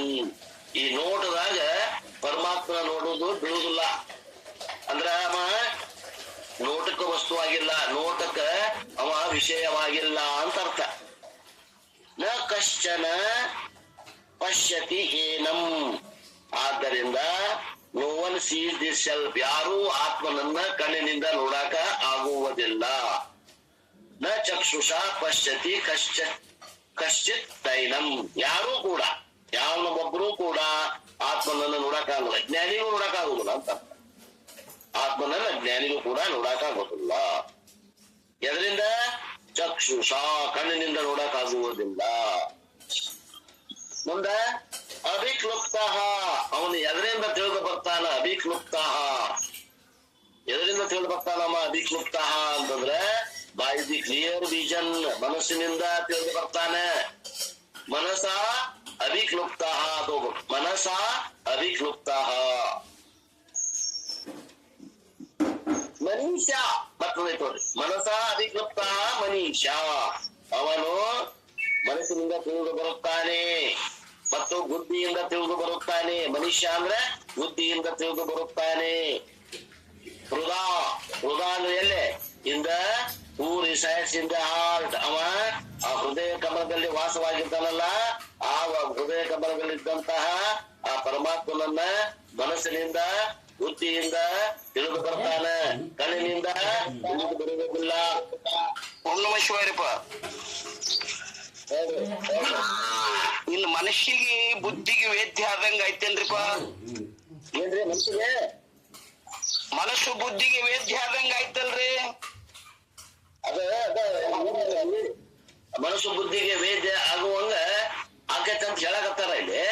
ಆದ್ರ ಅದು ಕೂಡ ಹೆಂಗದ ಅಂದ್ರ ಇದರಿಂದ ಅಲ್ಲ, ಫಲವ್ಯಾಪ್ತಿಯಿಂದ ಅಲ್ಲ, ವೃತ್ತಿ ವ್ಯಾಪ್ತಿಯಿಂದ ಆಗ್ತದೆ. ಬಸವರಾಜ್ ಅವ್ರೆ, ವೃತ್ತಿ ವ್ಯಾಪ್ತಿಯಿಂದ ಆಗ್ತದೆ. ನಮಸ್ಕಾರ. ಹ್ಞೂನ್ರಿಪ್ಪ, ಹ್ಞೂನ್ರಿ. ಮನಸ ಮನೀಷ ಹೃದಯ ತೇ ಬಿಂದು, ಯಾರು ಹಿಂಗ ತಿಳಿತಾರೋ ಈ ಆತ್ಮನನ್ನ ಭವಂತಿ ಅಮೃತ, ಅವರು ಅಮೃತತ್ವವನ್ನೇ ಹೊಂದುತ್ತಾರೆ, ಅಮೃತರಾಗುತ್ತಾರೆ ಅಂತ. ಇಷ್ಟು ಶಬ್ದಾರ್ಥದ ಇದರ ವಿಶೇಷ ಅರ್ಥವನ್ನ ಈಗ ನಾನು ಹೇಳ್ಕೊಂತ ಹೋಗ್ತೇನೆ. ಅದು ಬಸವರಾಜಪ್ಪರು ಒಂದು ಪ್ರಶ್ನೆ ಕೇಳಿದ್ರು, ಅದು ಬಹಳ ಆಳವಾದ ಪ್ರಶ್ನೆ ಅದ. ವಿಷಯ ಅಂದ್ರೆ ಏನು, ಪರವ್ಯಾಪ್ತಿ ಅಂದ್ರೆ ಏನು, ವೃತ್ತಿ ವ್ಯಾಪ್ತಿ ಅಂದ್ರೆ ಏನು ಅನ್ನುವಂತ ವಿಷಯ ಬರ್ತದ. ಅದನ್ನ ಹೇಳೇನಿ ಹಿಂದ, ನಮ್ ಮಂದಿಗೆಲ್ಲ ಹೇಳೇನಿ. ಅವ್ರ ಅವತ್ತು ಇರ್ಲಿ ಕಾಣ್ತೈತಿ, ಕೇಳಿದ್ರು ಅವರು. ಇರ್ಲಿ, ಫಲವ್ಯಾಪ್ತಿಯಿಂದ ತಿಳಿದು ಬರೋದಿಲ್ಲ, ಅದು ವೃತ್ತಿ ವ್ಯಾಪ್ತಿಯಿಂದ ತಿಳಿದು ಬರ್ತದ ಅಂತ ತಿಳ್ಕೊಂಡು ವಿಚಾರ ಸಾಗರದ ವಿಷಯ ಬಂದದ. ವಿಚಾರ ಸಾಗರದ ಘಟನೆಯನ್ನ ತಗೊಂಡು ಹಿಂದೆ ಹೇಳಿದ್ದದ. ನೋಡೋಣ ಈಗ ಅಲ್ಲಪ್ಪವ್ರು ಏನ್ ಹೇಳ್ತಾರೆ ನೋಡೋಣ, ಅಲ್ಲಿ ಬರ್ಲಿಕ್ಕೆ ಮತ್ತೆ ನೋಡೋಣ. ಆತ್ಮ ಏನಂತಾರ 9ನೇ ಮಕ್ಕಳ. The nature of Atma doesn't fall in the range of perception. ದೃಷ್ಟಿಗೆ ಗೋಚರವಾಗುವಂತಹ ವಸ್ತು ಆತ್ಮ ಅಲ್ಲ. No one sees this with the eye. ಯಾರು ಈ ಆತ್ಮನನ್ನ ನೇತ್ರದಿಂದ ನೋಡ್ಲಿಕ್ಕೆ ಬರುವುದಿಲ್ಲ ಯಾರಿಗೂ. It is revealed by the insight through the intellect which resides in the heart. Those who know this becomes immortal. ಆತ್ಮನನ್ನ ಅವರು ಈ ಸಂಸ್ಕಾರವುಳ್ಳಂತ ಮನಸ್ಸು ಮತ್ತು ಬುದ್ಧಿಯಿಂದ ತಿಳಿದುಕೊಳ್ಳಲಿಕ್ಕೆ ಪ್ರಯತ್ನ, ನೋಡುವುದಲ್ಲ ತಿಳಿದುಕೊಳ್ಳಿಕ್ಕೆ ಸಾಧ್ಯ ಅದ ಅಂತ ಹೇಳ್ತಾರೆ. ಅದು ಫಲವ್ಯಾಪ್ತಿಯಿಂದಲ್ಲ, ದೃಷ್ಟಿ ವ್ಯಾಪ್ತಿಯಿಂದ ಅಂತ ಅನ್ನೋದೇನು ಹೇಳಿ ಇರ್ಲಿ. When the mind has the total focus laser like, ನಮಗ ಇನ್ನೊಂದು ಹೇಳ್ತೀನಿ, ಇಲ್ಲಿ ಸಂದರ್ಭೋಚಿತವಾಗಿ ಒಂದು ಮಾತು ಹೇಳ್ತೀನಿ. ಸಾಮಾನ್ಯ ಜನರಿಗೆ ವೃತ್ತಿ ಪ್ರಭಾಕರ ಗ್ರಂಥಗಳು ಅವಶ್ಯ ಇಲ್ಲ ಅಂತೀನಿ. ಸಾಮಾನ್ಯ ಜನರಿಗೆ ನಿಜಗೂಢ ಗ್ರಂಥ ಸಾಕು. ಯಾಕಂದ್ರೆ ಅಲ್ಲಿ ಸರ್ಕಸ್ ಬಾಳ ಮಾಡ್ಬೇಕಾಗ್ತದ. ವಿಚಾರ ಸಾಗರ ಹಗರ ಗ್ರಂಥ ಅಲ್ಲ, ವೃತ್ತಿ ಪ್ರಭಾಕರ ಹಗರ ಗ್ರಂಥ ಅಲ್ಲ. ಹೌದನ್ನುವಂತ ಮಂದಿ ಲಗಾಟ್ ಹೊಡಿತಾರಲ್ಲಿ. ಅಲ್ಲಿ ಬಹಳ ವೃತ್ತಿ ಸೂಕ್ಷ್ಮ ಬೇಕಾಗ್ತದೆ. ನಮಗ್ ಬೇಕಾಗಿದ್ದ ಮೋಕ್ಷಕ್ಕಾಗಿ ಅಷ್ಟು ಹಾಡ ಪ್ರಯತ್ನ ಮಾಡುವಂತದ್ದು ಸಾರ್ವಜನಿಕರಿಗೆ ಏನು ಅವಶ್ಯ ಇಲ್ಲ ಗ್ರಂಥಗಳು. ನಮಗ್ ನಿಜಗೂಢ ಗ್ರಂಥ ಭಗವದ್ಗೀತೆ ಉಪನಿಷತ್ತು ಒಂದು 10 ಉಪನಿಷತ್ತು ಅಷ್ಟೇ ನಮ್ಗ ಅವರು ಆಳವಾಗಿ ಕರ್ಕೊಂಡು ಹೋಗುದಿಲ್ಲ. ಆತ್ಮಜ್ಞಾನ ಆಗದೆ ಏನು ಬಿಡುವುದಿಲ್ಲ. ಆತ್ಮಜ್ಞಾನ ಆಗ್ಬೇಕನ್ನೋರಿಗೆ ಇಷ್ಟು ಸಾಕು ನಮ್ಮ ಗ್ರಂಥಗಳು. ಇನ್ನ ಇದ್ರಾಗ ಮತ್ತೆ ಆಳವಾಗಿ ಅಭ್ಯಾಸ ಮಾಡಿರ್ತಾರೆ, ಸನ್ಯಾಸಿಗಳು ಇರ್ತಾರೆ, ಅವ್ರು ಅಲ್ಲೆಲ್ಲೇ ಪ್ರವಚನಕ್ಕೆ ಹೋಗುವಂತ ಅವಶ್ಯಕತೆ ಇರ್ತದೆ. ಶಾಸ್ತ್ರಿಗಳು ಇರ್ತಾರೆ, ಅವ್ರಿಗೆ ಏನಾಗ್ತದೆ ಬೇಕಾಗ್ತದೆ, ಬ್ರಹ್ಮಸೂತ್ರ ಬೇಕಾಗ್ತದೆ, ವೃತ್ತಿ ಪ್ರಭಾಕರ ಬೇಕಾಗ್ತದೆ, ಅನುಭವ ಯಾರು ಇದು ವಿಚಾರ ಸಾಗರ ಅನ್ನುವಂತ ಗ್ರಂಥಗಳು ಬೇಕಾಗ್ತವೆ. ಸಾಮಾನ್ಯರಪ್ಪ ನಾವು ಸಾಮಾನ್ಯರು ನಮ್ಗೆ ಜ್ಞಾನ ಆಗಿ ನಮ್ಗೆ ಆಯುಷ್ ಕಮ್ಮಿ ಅದ. ಈಗ ಬರೋದ ನಾವು ಶಾಸ್ತ್ರಕ್ಕೆ 65-66ನೇ ವಯಸ್ಸಿಗೆ ಎಂಟರ್ ಆಗೀವಿ. ಇನ್ನು ನಾವು ಸಂಸ್ಕೃತ ಕಲಿತಾಗ್ಲಿ ಅಥವಾ ಕಠಿಣ ಗ್ರಂಥಗಳನ್ನ ಅಭ್ಯಾಸ ಮಾಡಿ ತಿಳ್ಕೊಳ್ಳಿಕ್ಕೆ ನಾವು ಹೋಗ್ತೇವೆ ಆತ್ಮತತ್ವ ಅಂದ್ರೆ ಅದು ಅಸಾಧ್ಯದ ಮಾತು. ಮೋಕ್ಷ ಬೇಕ್ರಿ ಅನ್ನೋರು ಶಾರ್ಟ್ಕಟ್ ನಾಗ ಕರ್ಕೊಂಡಿಲ್ಲ, ಬರ್ರಿ ನಮ್ ಕೂಡ ಶಾರ್ಟ್ಕಟ್ ನಾಗ. ಮತ್ ಇದು ಇಲ್ಲಿ ಬಂದ್ಮ್ಯಾಗೂ ಆಗ್ಲಿಕ್ಕಂತಂದ್ರೆ ಪ್ರಾರಬ್ಧ ಸಹಕಾರ ಕೊಡ್ಲಿಕ್ಕಂದ್ರೆ ಯಾರು ಏನ್ ಮಾಡಕ್ ಬರಂಗಿಲ್ಲ. ಆಗದು ಹೊರಬೇಕಿಗೆ ಭೂತಾದಿ ಪ್ರತಿಬಂಧಕ ತೀರದೆ ಅನ್ನುವಂತ ಶ್ಲೋಕದ ಅವಾಗ ಯಾರು ಏನ್ ಮಾಡಕ್ ಬರಂಗಿಲ್ಲ. ಇಲ್ಲಿ ಶಾರ್ಟ್ಕಟ್ ನಾಗ ನಿಮ್ಗೆ ಆತ್ಮಜ್ಞಾನ ಸರಳವಾಗಿ ಅಗದಿ ಏನದ ನಿಮಗ ತಿಳಿಯುವಂತಹ ಶಬ್ದಗಳಲ್ಲಿ ತಿಳಿಯುವ ಹಂಗ ಅಗದಿ ಏನದ ಟಾರ್ ರೋಡ್ನ ಕರ್ಕೊಂಡು ಹೋಗುವಂತ ವಿಧಾನವನ್ನು ನಮ್ದದ. ಇನ್ನ ಕಠಿಣ ಮಾರ್ಗ ಆಮ್ಯಾಗಿಂದ ಅವಕ್ಕೆಲ್ಲ ಡೆಫಿನೇಷನ್, ಅವಕ್ಕೆಲ್ಲ ಪ್ರಶ್ನೆ ಉತ್ತರ ಮಾಡ್ಕೊಂತ ಹೋದ್ರೆ ವಿಚಾರ ಸಾಗರ ವೃತ್ತಿ ಪ್ರಭಾಕರ ಅನ್ನುವಂತ ಗ್ರಂಥದವ. ಅಲ್ಲಿ ಹೋಗಿ ನಾವು ಅಭ್ಯಾಸ ಮಾಡ್ತೀವಿ ಅಂದವ್ರಿಗೆ ನಮ್ದೇನ್ ಅಭ್ಯಂತರ ಇಲ್ಲ. ಅಲ್ಲಿ ಅವು ಆಳವಾಗಿ ಅಭ್ಯಾಸ ಮಾಡ್ತಾವ. ಇವು ಫಲ ವ್ಯಾಪ್ತಿ ಬುದ್ಧಿ ವ್ಯಾಪ್ತಿ ಇವೆಲ್ಲ ವಿಷಯ ಅಲ್ಲಿ ಬರ್ತಾವ. ಆದ್ರಿಂದ ಬಸವರಾಜಪ್ಪ ಅವ್ರಿಗೆ ನಾ ಹೇಳುವುದೇನಂದ್ರೆ ಅಲ್ಲಿ ಆಳವಾಗಿ ಅದರಿಪ್ಪ ಇಲ್ಲಂತಲ್ಲ. ಆದ್ರೆ ಇಲ್ಲಿ ಸಾಮಾನ್ಯ ಜನರು ಸಂಸಾರದಾಗ ಹೊಡ್ರಿಕೊಂಡು ಏನೋ ಒಂದಿಷ್ಟು ಜ್ಞಾನ ಮಾಡ್ಕೋಬೇಕನ್ನೋರಿಗೆ ಪಟ್ನ ಒಂದ್ ಸಣ್ಣದ ಒಂದು ದಾರಿ ಕಂಡಿದ್ದಾರೆ. ಶಾರ್ಟ್ಕಟ್ ನಾಗ ಉಪನಿಷತ್ತು ತಿಳಿಯೋಂಗ್ ಹೇಳ್ತೇವಿ, 10 ಉಪನಿಷತ್ತು. ಆಮ್ಯಾಗಿಂದ ಭಗವದ್ಗೀತಾನು ತಿಳಿಯೋಂಗ್ ಹೇಳ್ತೇವಿ. ಆ ನಂತರ ಸ್ವಲ್ಪ ಇದ್ರಾಗ ಆಸಕ್ತಿ ಇದ್ದವರಿಗೆ ಬ್ರಹ್ಮಸೂತ್ರ ಅಂತ ಏನ್ ಬರ್ತದಲ್ಲ ಅದು ವೃತ್ತಿ ಪ್ರಭಾಕರದಷ್ಟು ಕಠಿಣ ಅದ, ಅದನ್ನ ಹೇಳ್ತೀವಿ, ಇಲ್ಲ ಅನ್ನಂಗಿಲ್ಲ. ಅಷ್ಟು ನಾವು ಅದು ಏನದ ಅವು ಅಷ್ಟು ಆಳಿಲ್ಲ, ಅಷ್ಟು ಸೂಕ್ಷ್ಮ ಬುದ್ಧಿ ಬೇಕಾಗಿಲ್ಲ. ವೃತ್ತಿ ಪ್ರಭಾಕರದಷ್ಟು ಸೂಕ್ಷ್ಮ ಬುದ್ಧಿ ನಮ್ಮ ಬ್ರಹ್ಮಸೂತ್ರಕ್ಕೆ ಬೇಕಾಗಿಲ್ಲ. ಸ್ವಲ್ಪ ಏನಿರ್ಬೇಕು, ಮೆಮೊರಿ ಇರ್ಬೇಕು. ಹಿಂದ್ ಹೇಳಿದ್ದನ್ನ ಮಂತ್ರ ಹೇಳಪ್ಪ ಅಂದ್ರೆ ಆ ಹೇಳಕ್ ಬರ್ತಿರ್ಬೇಕು. ಆ ಮಂತ್ರದಾಗ ನಾವು ಹಿಂದ ಮುಂದೆ ಮಾಡಿ ಹೇಳುವಂತಾಗ ಪಟ್ನ ತಿಳ್ಕೊಳಕ ಅನುಕೂಲ, ಬಾಯಪಾಠ ಇರ್ಬೇಕು. ಅಷ್ಟಿದ್ರೆ ಬ್ರಹ್ಮಸೂತ್ರ ಅಭ್ಯಾಸ ಮಾಡ್ಲಿಕ್ಕೆ ಸಾಧ್ಯ. ಆದ್ರೆ ವೃತ್ತಿ ಪ್ರಭಾಕರ ಅಂತ ಗ್ರಂಥಗಳನ್ನ ಅಭ್ಯಾಸ ಮಾಡುವಂತ ಬುದ್ಧಿ ಸಾಮಾನ್ಯರಿಗೆ ಇರುವುದು ಬಹಳ ಕಠಿಣ. ಯಾಕಂದ್ರೆ ನಾನು ನೋಡಿದೆ ಅದನ್ನ ತಿಳ್ಕೊಬೇಕಂತ ನಾನು ಬಹಳ ಬೆನ್ನ ಹತ್ತಿ ಯಶಸ್ವಿನೂ ಆದೆ, ಇಲ್ಲಂತಲ್ಲ. ಅವ್ರು ಹೇಳ್ತಿದ್ರು, ಹೇಳಿದಾಗ ಕೇಳ್ತಿದ್ವಿ. ಆ ಕೇಳಿದ ತಕ್ಷಣ ಮತ್ತೆ ಅನುವಾದನೂ ಮಾಡ್ತಿದ್ದೆ. ನಾನು ಅನುವಾದ ಮಾಡಿ ಒಂದು 4 ತಿಂಗಳ ಬಿಟ್ಟೆ ಈಗೆಲ್ಲ ವಾಶೌಟ್ ಆಗೈತೆ. ಐ ಮನೆ ಬಿಟ್ಟು ಟಾಕ್ ಅಬೌಟ್ ವೃತ್ತಿ ಪ್ರಭಾಕರ ಎಲ್ಲ ವಾಶೌಟ್ ಆಗ್ಯದ. ಹಿಂಗಾಗೈತ್ರಿ ಅಪ್ಪ ಅವ್ರ ಅಂದೆ. ಅದು ಹಂಗಾರಿ, ಅದನ್ನ ನೀವು ದಿನ ಹೇಳಿಕಂದ್ರ ಅದು ನಿಮ್ನ ಕೈ ಬಿಡ್ತೈತಿ ಅಂದ. ಅದಕ್ಕೆ ಅವೆಲ್ಲ ಅಂತ ಆಳವಾದ ಗ್ರಂಥಗಳ ವಿಷಯಕ್ಕೆ ನಾನು ಹೋಗೋದನ್ನ ಈ ಒಂದು ಕ್ಲಾಸ್ನಲ್ಲಿ ಸ್ವತಂತ್ರವಾಗಿ ನಿಮ್ಗೆ ಅವು ಯಾರು ಇಲ್ಲ ಅಂದ್ರೆ ಗ್ವಾಡಿಗೆರೆ ಹೇಳಬೇಕ್ರಿಪ್ಪ ಅಂದ್ರೆ ಉಳಿತದ. ಬರೋಬ್ರಿಪ್ಪ, ಅದ ಮಾತಾಡಿದ್ರು ಪ್ರಭುದೇವರು, ಅದ ಮಾತಾಡಿದ್ರು. ಯಾರು ಇಲ್ಲಪ್ಪ ಅಂತಂದ್ರೆ ವೃತ್ತಿ ಪ್ರಭಾಕರ ಗ್ವಾಡಿ ಮುಂದೆ ಹೇಳಿ ಉಳಿತೈತಿ, ಇಲ್ಲಾಂದ್ರೆ 2 ದಿನಕ್ಕೆ ಅದು ಹಾರಿ ಹೋಗ್ತದ, ಅದು ಶಾಪದ ಅಂತ ಹೇಳ್ಬಿಟ್ಟು.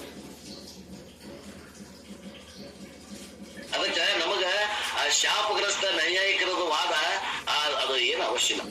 ನಮ್ಗೆ ಏನ್ ಹೇಳ್ತಾರ ಇಷ್ಟು ನಮ್ ಗುರುವಿನ ಮೇಲೆ ಶ್ರದ್ಧೆ ಇಟ್ಕೊಂಡು ಪ್ರಮಾಣಕ್ಕೆ ನಾವು ಬೆಲೆಯನ್ನು ಕೊಟ್ಟು ನಾವು ಆತ್ಮಜ್ಞಾನ ಮಾಡ್ಕೊಂಡು ಆತ್ಮಜ್ಞಾನಿಗಳಾಗಿ ಇರ್ಲಿಕ್ಕೆ ಸಾಧ್ಯದ. ಮೋಕ್ಷ ಸ್ಥಿತಿ ಅಂಗೈಗಳು ನಲ್ಲಿಕೆ ಆಗತ್ತೆ, ಸ್ಪಷ್ಟ ಆದ ಸಾಕಲ್ಲ ನಮ್ಗೆ. ಹೆಚ್ಚಿನ ತಗೊಂಡು ಏನ್ ಮಾಡ್ಬೋದ್ರಿ?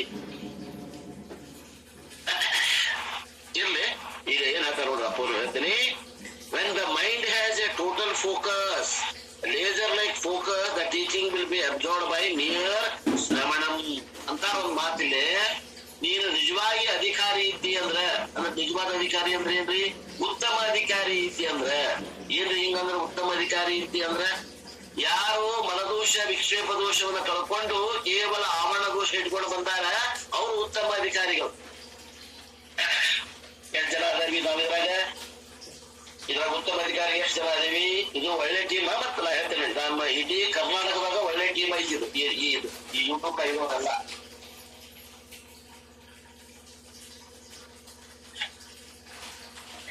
ನನ್ನ ಭಾವನೆ ಈ ಟೀಮ್ನ ಇರೋರೆಲ್ಲ ಒಳ್ಳೆ ಅಧಿಕಾರಿಗಳದಾರ. ಆದಾಗ್ಯೂ ಕೂಡ ಇದ್ರಾಗೂ ಫಿಲ್ಟರ್ ಹಾಕಿದ್ರೆ ಉತ್ತಮ ಅಧಿಕಾರಿಗಳು ಎಣಿಸಿದ್ರೆ ಒಂದ್ 5-6 ಮಂದಿ ಆಗ್ಬೋದು. ನನ್ ಕಡೆ ಒಂದು ಫಿಲ್ಟರ್ ಅದ, ಆ ಫಿಲ್ಟರ್ ನ ಹಾಕಿ ನೋಡೀನಿ, ಒಂದು 5-6 ಮಂದಿ ಉತ್ತಮ ಅಧಿಕಾರಿಗಳು. ಉಳಿದರೆಲ್ಲ ಮಧ್ಯಮ ಮತ್ತು ಕನಿಷ್ಠ ಅಧಿಕಾರಿಗಳಾದಾರ. ಇಲ್ಲೇನಂತಾರ? ಉತ್ತಮ ಅಧಿಕಾರಿ ಮನದೋಷ ವಿಕ್ಷೇಪ ದೋಷ ಕಳ್ಕೊಂಡು ಬಂದಿರಬೇಕು ಅಂತ ಉತ್ತಮ ಅಧಿಕಾರಿ. ಅವನಿಗೆ ಏನಾಗ್ತದಂತಾರವ? with a mind which has got a focus like laser like focus, the teaching will be absorbed by mere ಶ್ರವಣಂ. ಯಾವನ ಬುದ್ಧಿ ಬಹಳ ಚುರುಕದ, ಯಾವನ ಬುದ್ಧಿಯಲ್ಲಿ ಮನದೋಷ ಇಲ್ಲ, ಯಾವನ ಬುದ್ಧಿಯಲ್ಲಿ ವಿಕ್ಷೇಪ ದೋಷ ಇಲ್ಲ, ಅವನ ಬುದ್ಧಿಯಲ್ಲಿ ಈ ಆತ್ಮಜ್ಞಾನ ಏನಾಗ್ತದೆ? ಕೇವಲ ಶ್ರವಣದಿಂದ ಆಗುತ್ತದೆ. ಕೇವಲ ಶ್ರವಣದಿಂದ ಆಗ್ತದೆ. And the mind is prepared. ಶ್ರವಣಂ penetrates it very easily. ಭೂಮಿ ಹದ ಮಾಡಿರಿ, ಮಳೆ ಬಂತು, ಮಳೆ ನೀರು ಆ ಭೂಮಿ ಒಳಗ್ ಹೋಗ್ತದ. ಭೂಮಿ ಹದ ಅದ, ಹಂಗ ಅಂತಃಕರಣ ಹದ ಅದ. ಆ ಅಂತಃಕರಣ ಹದ ಇದ್ದಾಗ ಈ ಜ್ಞಾನ ಒಳಗೆ ಇಳಿತದ. ಅಂತಃಕರಣ ಹದ ಇಲ್ಲಂದ್ರ ಈ ಜ್ಞಾನ ಒಳಗೆ ಇಳಿದಿಲ್ಲ, ಹೊರಗೆ ಹರಿದು ಬರ್ತದ, ಒಳಗೆ ಪ್ರವೇಶನ ಆಗುದಿಲ್ಲ. ಏನ್ ಹೇಳತ್ತಾರಪ್ಪ ತಿಳಿವಾಲ್ದು ಅಂತ. The patient listens to his biopsy report with intense focus because the future of his life depends upon it. ಒಬ್ಬ ರೋಗಿ ಅದಲ್ರಿ, ಯಾರದಾರ? ಕ್ಯಾನ್ಸರ್ ರೋಗಿ ಅದಾನ. ಕ್ಯಾನ್ಸರ್ ಆಗೈತೆ ಅಂತ ಗೊತ್ತಾಗ್ಯದ. ಅವನು ಬಯಾಪ್ಸಿ ಕಳ್ಸ್ಯಾರ, ರಿಪೋರ್ಟ್ ಬಂದದ. ಈಗ ಬಯಾಪ್ಸಿ ರಿಪೋರ್ಟ್ ಬಂದದ. ಅವ ಏನು ಅದಾನಲ್ಲ ಪೇಷಂಟ್, ಯಾರು? ಆ ರೋಗಿ. ಆ ಬಯಾಪ್ಸಿ ರಿಪೋರ್ಟ್ ಅಲ್ಲಿ ಹೆಂಗೆ ಕೇಳ್ತಾನಲ್ಲ ಹಂಗ ಕೇಳ್ಬೇಕಂತ ಈ ರಿಪೋರ್ಟ್. ಯಾವುದು? ಈ ಶ್ರವಣ ಮಾಡೋದನ್ನ ಅಷ್ಟು ಕಾಳಜಿಯಿಂದ ಕೇಳ್ಬೇಕಂತ. ನಾವೇನ್ ಬಿಡು ಆದಂಗಾಗ್ಲಿ ಆಳ ಮಗನ ಮದುವೆ ಅಂತ ತಿಳ್ಕೊಂಡು ಹೆಂಗೂ ಕಾಣಂಗಿಲ್ಲ, ಮೊಬೈಲ್ ಒಂದ್ ಕಡೆ ಇಡುದ, ಕೆಲಸ ಮಾಡ್ಕೊಂತ ಕೇಳ್ತಾರ ಕೆಲವು ಮಂದಿ. ಕೆಲವು ಮಂದಿ ಮಲ್ಕೊಂಡು ಕೇಳ್ತಿರ್ತಾರ, ಕೆಲವು ಮಂದಿ ನಿದ್ದೆ ಮಾಡ್ಕೊಂತ ಕೇಳ್ತಾರ. ಏನ್ ಗೊತ್ತಾಗೋದಿಲ್ಲಲ್ರಿ. ಹಂಗಂದ್ರ ಇದು ಒಲಿತೈತೇನು ವಿದ್ಯೆ? ಒಲಿದಿಲ್ರಿ. ಬಹಳ ಏನದ, ಒಬ್ಬ ಕ್ಯಾನ್ಸರ್ ಪೇಷಂಟ್ ಗೆ ಬಯಾಪ್ಸಿ ರಿಪೋರ್ಟ್ ಬಂದಾಗ ಮೈಯೆಲ್ಲ ಕಿವಿಯಾಗಿ ಹೆಂಗ ರಿಪೋರ್ಟ್ ಕೇಳ್ತಾರಲ್ಲ ಹಂಗ ಇದನ್ನ ಕೇಳ್ಬೇಕಾಗ್ಯದ. ಇವಾಗ ಯಾವ ರೋಗ ಬಂದೈತ್ರಿ ಅಂತ ಕೇಳ್ಬೋದ್ರ ನೀವು? ಇವಾಗ ಭವರೋಗ ಬಂದದ. ಭವರೋಗ ಅಂದ್ರ ಪುನಃ ತಾಯಿ ಗರ್ಭಕ್ಕೆ ಹುಟ್ಟಿ ಬಂದು ಸೇರುವುದು ಮಾಡ್ಕೊಂತ ಬಂದೇವಿ. ಸೃಷ್ಟಿ ಆದಿಯಿಂದ ಒಂದಿಲ್ಲ ಒಂದು ಗರ್ಭವನ್ನ ಧರಿಸಿಕೊಂಡ ಬಂದೇವಿ ನಾವು. ಅದು ಆಗ್ಬಾರ್ದು, ಈ ಜನನ ಮರಣ ಚಕ್ರ ತಪ್ಪಬೇಕು ಅನ್ನುವಂತ ಈ ರೋಗ ಭವರೋಗ ಅಂತಾರ. ಇದು ಕ್ಯಾನ್ಸರ್ಗಿಂತ ಅತಿ ಕೆಟ್ಟ ರೋಗ ಅಂತಾರ. ಅಲ್ರಿ, ಕ್ಯಾನ್ಸರ್ಗಿಂತ ಭಯಾನಕ ರೋಗ ಅದ. ಅದು ಒಂದು ಜನ್ಮದಾಗ ಕ್ಯಾನ್ಸರ್ ರೋಗ ಬಂತು, ಮತ್ತೊಂದು ಶರೀರ ಪಡೆದ್ರೆ ಹೋಗ್ತದೆ. ಇದು ಹೋಗುದಿಲ್ಲ, ಪೀಡ ಜನ್ಮ ಮಾತ್ರ ಬೆನ್ನತ್ತೈತಿ ಭವರೋಗ. ಹಂಗ ಕೇಳ್ಬೇಕಂತ report. Do we have such mind when we listen to ತತ್ವಮಸಿ? ಇಂಥ ಮನಸ್ಸು ಅದ ಏನ್ರಿ ನಮಗೆ? ತತ್ವಮಸಿ ಅಂತ ಗುರುಗಳು ವಾಕ್ಯವನ್ನ ಬಿಡಿಸಾಕತ್ತಾರ. ಅವರು ಶಾಸ್ತ್ರವನ್ನ ಹೇಳುವತ್ತಾಗ ನಮಗೆ ಈ ಒಂದು ಇಂಟ್ರೆಸ್ಟ್ ಕೇಳಾಕತ್ತೇವೇನು? ಇಲ್ಲ ಅಂದ್ರೆ ಕೇಳ್ಬೇಕು. ಭವರೋಗ ಅನ್ಸೈತಿ, ಸಂಸಾರ ಇಲ್ಲ ಚಲೋ ಅನ್ಸೈತಿ. ಅರ್ಬುದ ರೋಗ ಅಂತಾರ ಕನ್ನಡದಾಗ. ಅರ್ಬುದ ರೋಗಕ್ಕಿಂತ ಕೆಟ್ಟ ರೋಗ ಯಾವುದು ಅಂದ್ರ ಈ ಪುನಃ ತಾಯಿ ಹೊಟ್ಟೆ ಹುಟ್ಟುವುದೇನೈತಲ್ಲ ಇದು ಕೆಟ್ಟ ರೋಗ ಅನ್ಸೈತೆ ನಮ್ಗ, ಅನ್ಸೈತೆ ಮೊದಲ ಅದ ಅನಿಸ್ಬೇಕು ನೋಡ್ರಿ. ಅದು ಯಾವಾಗ ಅನಿಸ್ತದ? ಅಂತಃಕರಣ ಸೂಕ್ಷ್ಮ ಆದಾಗ ಅನಿಸ್ತದ.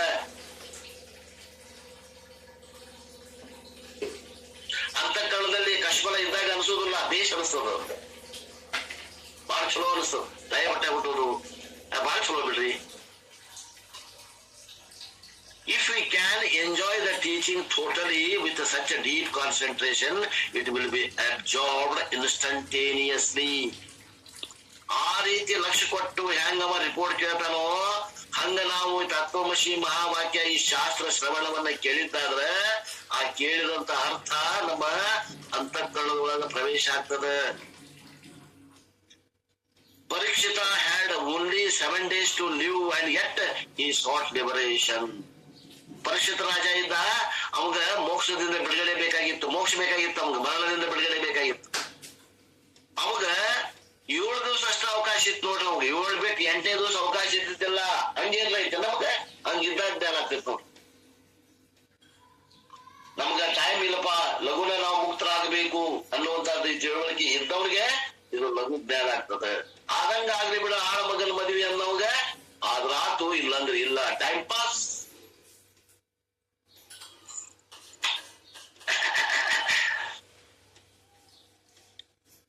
Imagine how focused he would have been. ನೋಡ್ರಿ, ಅವ ಪರೀಕ್ಷಿತ ರಾಜ 7 ದಿನದಾಗ ಅವಾಗ ಮರಣ ಬರುವುದಿತ್ತು. ಆ 7 ದಿನದಾಗ ಪಾರಾಗಬೇಕು, ಮರಣದಿಂದ ಅಂದ್ರೆ ಮೋಕ್ಷ ಬೇಕಾಗಿತ್ತು. ಅದಕ್ಕಾಗಿ ಅವ ಎಷ್ಟು ಅಭ್ಯಾಸ ಮಾಡಿರ್ಬೇಕು, ಅವ ಎಷ್ಟು ಲಕ್ಷ ಕೊಟ್ಟು ಅಭ್ಯಾಸ ಮಾಡಿರ್ಬೇಕು. ಆ ರೀತಿ ಆ ಪರೀಕ್ಷಿತನ ಬುದ್ಧಿ ಇಟ್ಕೊಡ್ರಿ ನೀವು, ಅಂದ್ರೆ ಆಗ್ತದ. ಪ್ರಾರಬ್ಧದಲ್ಲಿ ಇರಬೇಕು, ಆ ಮಾತು ಬೇರೆ. In other words, it is a technical word. ಏನಂತಾರೆ ಇಲ್ಲಿ ಅವರು?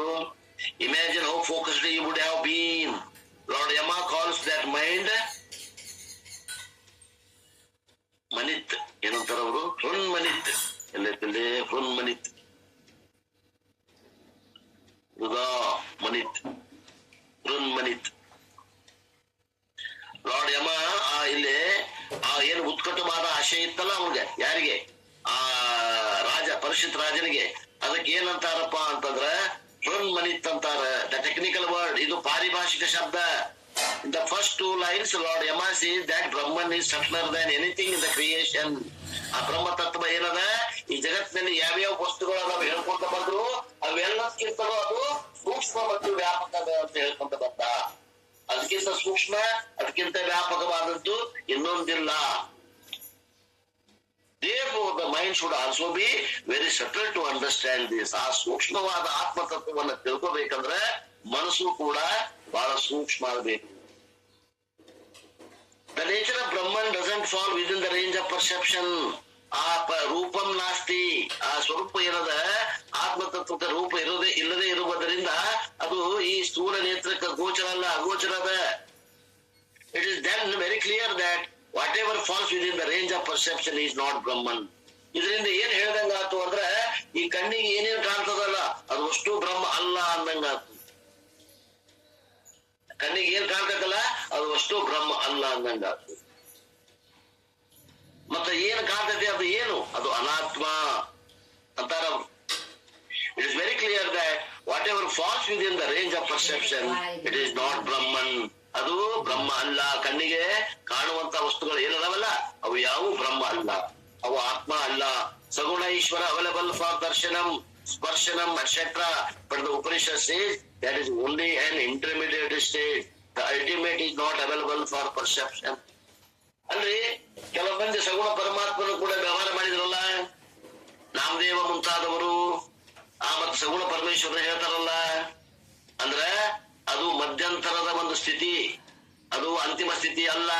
ಅವನ ಮನಸ್ಸ ಹಂಗಾಗಿ ತೋರ್ತದ ಅಂತ ಅರ್ಥ. ಅವನ ಮನಸ್ಸ ಹಂಗಾಗಿ ತೋರ್ತದ. ಅಲ್ಲಿ ತೋರಿದ್ದು ನಾಮದೇವಗ ತೋರಿದ್ದು ಕೃಷ್ಣ ಭಗವಂತ ತೋರಿದ್ದು ಅವನ ಮನಸ್ಸ ಹಂಗಾಗಿ ತೋರಿದ ಅಂತ ಅರ್ಥ. ಅವನ ಮನಸ್ಸ ಹಂಗಾಗಿ ತೋರ್ಯದ. ಹಂಗ ಯಾವ್ದು ತೋರ್ತೈತಿ ಹಂಗಾರೆ ಅದು ಪರಮಾತ್ಮ ತತ್ವ ಏನಂದ್ರ ಅಲ್ಲ. Therefore, no seeker can see the Brahman through the ordinary or extraordinary eye, because whatever is seen, it is anatma or object. ಅಲ್ರಿ, ಪರಶುವಿನಿಂದ ನೋಡಾಕ ಬರುದಿಲ್ಲ ಅಂತಂದ್ರೆ ಹೌದು, ಯಾರಿಗೂ ಬರುದಿಲ್ಲ ಇನ್ನೊಂದು, ಯಾರಿಗೂ ಬರುವುದಿಲ್ಲ ಅಂದ್ರೆ ಹೌದು, ಯಾರಿಗೂ ಬರುದಿಲ್ಲ, ಯಾರ್ಯಾರಿಗೂ ಬರುದಿಲ್ಲ ಅಂತ. ಯಾವ್ದು ಕಣ್ಣಿಗೆ ಕಾಣ್ತದೆ ಈ ಕಣ್ಣಿಗೆ ಅದು ಅನಾತ್ಮ ಅದ, ಅದು ಆತ್ಮ ಅಲ್ಲ. ಅದು ಆಬ್ಜೆಕ್ಟ್ ಅದ, ಅದು ಸಬ್ಜೆಕ್ಟ್ ಅಲ್ಲ. ಅದು ದೃಶ್ಯ ಅದ, ಅದು ದೃಕ್ ಅಲ್ಲ. ಏನ್ ಹೇಳ್ಬೇಕ್ರಿ? ಈ ನಾವು ಶಬ್ದಗಳು ಹೇಳಾಗತ್ತೇವಿ, ಅರ್ಥ ಯಾರ್ಯಾರು ಈ ಶಬ್ದಕ್ಕೆ ಅರ್ಥ ಹಾಕವು, ಶಬ್ದಕ್ಕೊಂದು ಅರ್ಥದ, ಅರ್ಥದಾಗ ಹೋಗಿ ನಿಲ್ಲಬೇಕು ಅಂದ್ರೆ ಅರ್ಥ ಆಗ್ತದ. ಬರೀ ಶಬ್ದ ಶಬ್ದ ಆಗಿ ಹೋದ್ರೆ ಅರ್ಥ ಆಗುದಿಲ್ಲ ಆತ್ಮೀಯರೇ.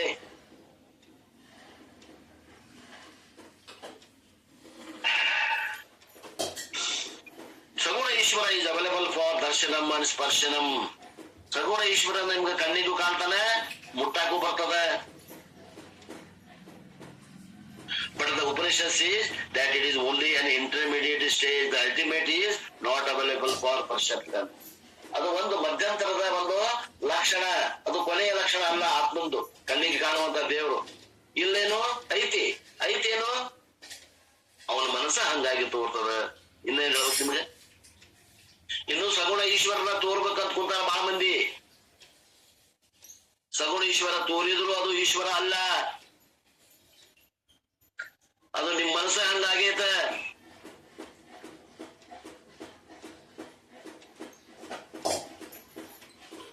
ಒಮ್ಮೊಮ್ಮೆ ಯಾರನ್ನ ನೆನೆಸಿಕೊಂಡು ಮುಕ್ಕೊಂಡಿರ್ತೇವಿ, ಕನಸ್ನಾಗ ಅವರ ಬರ್ತಾರ ನೋಡ್ರಿ.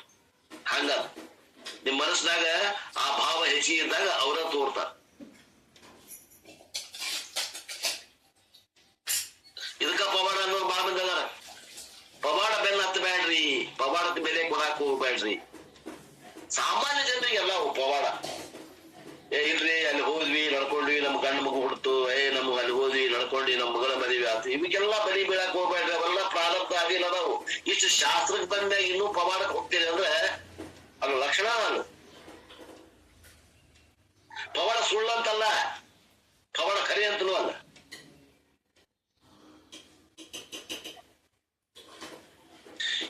ಈ ಪವಾಡದ ಮಟ್ಟವನ್ನು ದಾಟಬೇಕು ನಾವು. ಇಲ್ಲಿ ಪರಮಾತ್ಮನನ್ನ ನಾವು ಸಾಕ್ಷಾತ್ಕಾರ ಮಾಡ್ಕೊಳಕ್ ಬಂದೇವಿ ಅಂದ್ರ ಪವಾಡದ ಮೇಲೆ ನಿಲ್ಲಬಾರದು ನಾವು. ಪವಾಡ ಮಿಥ್ಯನೋ ಸತ್ಯ ಯಾರು ಹೇಳ್ತೀರಿ? ಪವಾಡ ಸತ್ಯನೋ ಮಿಥ್ಯನೋ ಹೇಳ್ರಿ, ಯಾರು ಹೇಳ್ತೀರಿ? ಬಂಗಾರ ಅವ್ರು ಹೇಳ್ತಾರ ನೋಡ್ರಿ. ಬಂಗಾರ ಪವಾಡ ಖರೆ ಸುಳ್ರಿ, ಸತ್ಯ ಮಿಥ್ ಸುಳ್ಳದ ಅವ್ರವ್ರ ಮನಸ್ಸಿಗೆ ತಕ್ಕಂಗ ಅನ್ನೋ ಅನುಭವ ರೀ. ಅಲ್ಲ ಪವಾಡ ಅಂದ್ರೆ ಪವಾಡ ಆಗ್ತೈತ್ರಿ, ಅದ ಇಲ್ಲ ಇದೆಲ್ಲ ಅನ್ಸೈಂಟಿಫಿಕ್ ಅಂತಂದ್ರ ಹಂಗ ಶಬ್ದ ಯೂಸ್ ಮಾಡ್ಬೇಡ್ರಿ. ಇದು ಸತ್ಯ ಆಯ್ತು, ಮಿಥ್ಯ ಆಯ್ತು. ಸತ್ಯ ಐತ್ರಿ. ಇಲ್ಲೇ ಮಿಥ್ಯ ಅದರಿ. ಸತ್ಯ ಮಿಥ್ಯ ಶಬ್ದ ಅರ್ಥ ಹಿಡ್ಕೊಂಡು ಹಿಂಗಾಗ್ತೈತೆ ನೋಡ್ರಿ ಮಂಜುನಾಥ್. ಜಾದೂಗಾರ ವಸ್ತು ಇದ್ದಂಗ್ರಿ.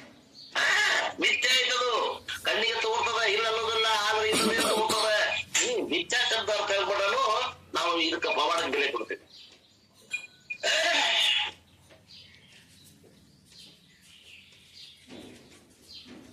You have to differentiate between ಸತ್ಯ and ಮಿಥ್ಯ. ಅಲ್ಲಿ ಮಟನು ಮುಂದಿನ ನಿಮಗೆ ಗೋಚರ ಆಗುದಿಲ್ಲ, ತತ್ವ ಯಥಾರ್ಥವಾಗಿ ಗೋಚರ ಆಗುದಿಲ್ಲ.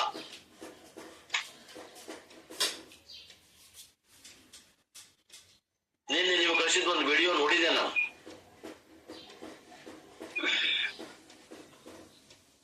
ಈ ಮಟ್ಟಕ್ಕೆ ಸಾಧಕರು ಬಂದ ಮೇಲೆ ಆ ಮಿಥ್ಯೆ ಆದಂತಹ ಪವಾಡಕ್ಕೆ ಬೆಲೆ ಕೊಡಬಾರದು, ಮುಂದೆ ಹೋಗ್ಬೇಕು. ಸಾಮಾನ್ಯ ಜನರಿಗೆ ಅವು ಎಲ್ಲ ಖರೇನೆ, ನಮಗೆಲ್ಲ ಅವು ಮಿಥ್ಯ. ಜಿಂಕೆಗೆ ಮೃಗಜಲ ಸತ್ಯ, ಒಬ್ಬ ಜ್ಞಾನಿಗೆ ಆ ಮೃಗಜಲ ಮಿಥ್ಯ. ನಮ್ಮ ಅಂತಃಕರಣದಲ್ಲಿ ಬೆಳಿಬೇಕು ನಾವು. ಅಂತಃಕರಣ ಹಣ್ಣಾಗಬೇಕಂದ್ರೆ ಏನು? ಬೆಳಿಬೇಕು. ಆ ಪವಾಡಗಳಿಗೆ ಸತ್ಯತ್ವ ಬುದ್ಧಿ ಕೊಡೋದ್ರ ಬಿಟ್ಟು ಮಿಥ್ಯತ್ವ ಬುದ್ಧಿ ಬರಬೇಕು. ಅಂದಾಗ ನಮ್ಮ ಸಾಧನೆ ಒಳಗೆ ನಾವು ಮ್ಯಾಗ ಅದೇವಿ ಅಂತ ಹಂತ ಹಂತವಾಗಿ ಏರ್ಬೇಕು ನಾವು. ಇರ್ಲಿ ಹೇಳು.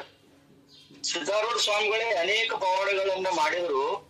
ಒಂದ್ಸಲ ಹುಬ್ಬಳ್ಳಿಗೆ ಇದ್ರು ಅವರು ಮದ್ರಾಸ್ಗೆ ಹೋಗಿ ಒಬ್ಬರ ಮನೆಗೆ ಹೋಗಿ post master railway station master ಮನೆಗೆ ಹೋಗಿ ಅವನ ಮಗನಿಗೆ ಔಷಧ ಕೊಟ್ಟು ಬಂದಿರ್ತಾರ. ಅವ ಪತ್ರ ಬರೀತಾನ.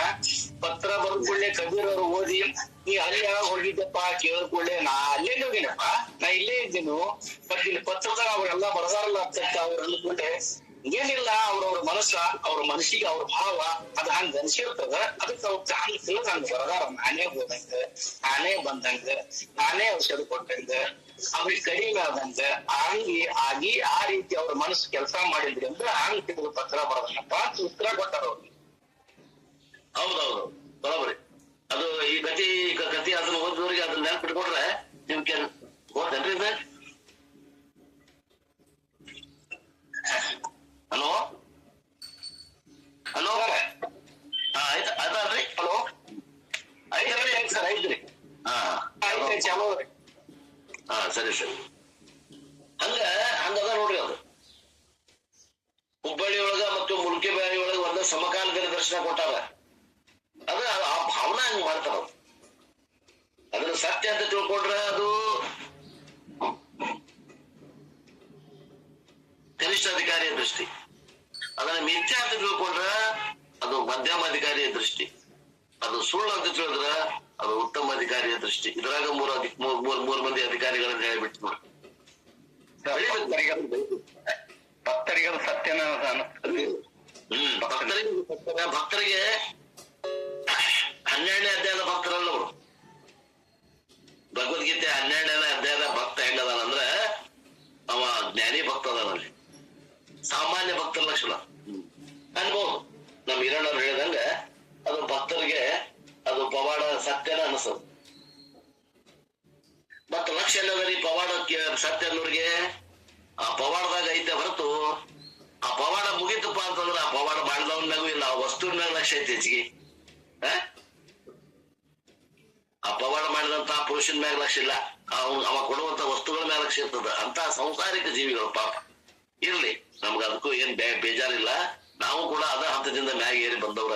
ಅದನ್ನ ಹಂತ ಹಂತವಾಗಿ ಅದನ್ನ ದಾಟಿ ಬರ್ಬೇಕು ನಾವು. ಯಾವಾಗ ವೇದಾಂತಕ ಶ್ರವಣಕ್ ಬಂದೇವಿ ಅಂದ್ರ, ಮನನಕ್ ಬಂದೇವಿ ಅಂದ್ರ, ನಿಧಿಧ್ಯಾಸನಕ್ಕೆ ಬಂದೇವಿ ಅಂದ್ರ ಇವೆಲ್ಲವೂ ಹಿಂದ್ ಹೋಗ್ಬೇಕು ಸ್ಟೇಷನ್. ಇವ್ ಇನ್ನ ಮುಂದದಾವಂದ್ರೆ ನಮ್ಮ ಸಾಧನೆ ಇನ್ನ ಹಿಂದದ ಅಂತ ಅರ್ಥ. ಇರ್ಲಿ, the Upanishad says that it is an intermediary stage. The ultimate stage is available. The ultimate is not available for perception. ಪಾರಮಾರ್ಥಿಕ ನಿಜವಾದ ಪಾರಮಾರ್ಥಿಕ ಸ್ವರೂಪ ಇನ್ನ ದೂರದ ಅಂತ ಅರ್ಥ. Therefore, no seeker can see Brahman through ordinary or extraordinary eye, because whatever is seen is anatma or the object. If it is not available for sensory perception, how can it be known? It can be known only through Guru Shastra Upadesha. Guru Shastra Upadeshadinda ಮಾತ್ರ ತಿಳಿದು ಬರ್ತದೆ. You can see your own eyes only through a mirror. ನಮ್ಮ ನೇತ್ರಗಳನ್ನ ನಾವು ನೋಡ್ಬೇಕು ಅಂದ್ರೆ ಕಣ್ಣಿನಿಂದ ಮಾತ್ರ ನೋಡ್ಲಿಕ್ಕೆ ಬರ್ತದೆ. ಹೆಂಗೋ no other instrument will be useful. ಮತ್ ಕಣ್ಣನ್ನು ನೋಡ್ಲಿಕ್ಕೆ ಕನ್ನಡಿಯನ್ನು ಬಿಟ್ಟು ಯಾವ ಬೇರೆ ಉಪಕರಣದಿಂದ ಆ ಕಣ್ಣನ್ನು ನೋಡಕ ಬರುವುದಿಲ್ಲ. ಹೆಂಗೋ ಹಂಗ ಗುರುಶಾಸ್ತ್ರ ಉಪದೇಶ ಇದ್ರೆ ಆತ್ಮನನ್ನು ಗುರುತಿಸ್ಲಿಕ್ಕೆ ಬರ್ತದೆ. No other instrument is useful. ಬೇರೆ ಉಪಕರಣ ಯಾವುದು ಉಪಯೋಗ ಇಲ್ಲ. Likewise, Shastra Darpana is the only instrument available for seeing Brahman, the self. ಆದ್ದರಿಂದ ಶಾಸ್ತ್ರ ಅನ್ನುವಂತ ಕನ್ನಡಿ ಹಿಡ್ಕೊಂಡ್ರೆ ಅದು ಪ್ರಮಾಣ ಅಂತ ಕೊಡೋದಕ್ಕೆ ನಾವು ಮಹತ್ವ ಕೊಟ್ಟಿದ್ದಾದ್ರೆ, ಗುರುವಿನಲ್ಲಿ ಮತ್ತು ಶಾಸ್ತ್ರದಲ್ಲಿ ಶ್ರದ್ಧೆ ಇದ್ರೆ ಇವು ಮೂರು ಕೂಡಿದಾಗ ಏನಾಗ್ತದ ಅಂದ್ರೆ ಅದು ಆತ್ಮ ಅನುಭವಕ್ಕೆ ಬರ್ತದೆ. ಬುದ್ಧಿಗೆ ಮನಸ್ಸಿಗೆ ಅನುಭವಕ್ಕೆ ಬರ್ತದೆ.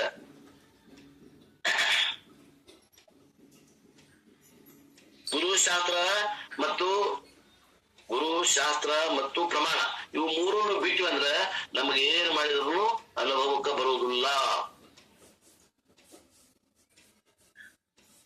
To see my own eyes, I should have a mirror as well as good a pair of eyes. ನಾನು ಕಣ್ಣುಗಳನ್ನ ನೋಡ್ಬೇಕಂದ್ರೆ ನನ್ನ ಕೈಯಾಗ ಒಂದು ಸ್ವಚ್ಛ ಕರಡಿ ಬೇಕು. ಆ ನಂತರ ಏನ್ ಬೇಕು? ಅಲ್ಲಿ ನೋಡಾಕ ಕಣ್ಣು ಬೇಕು.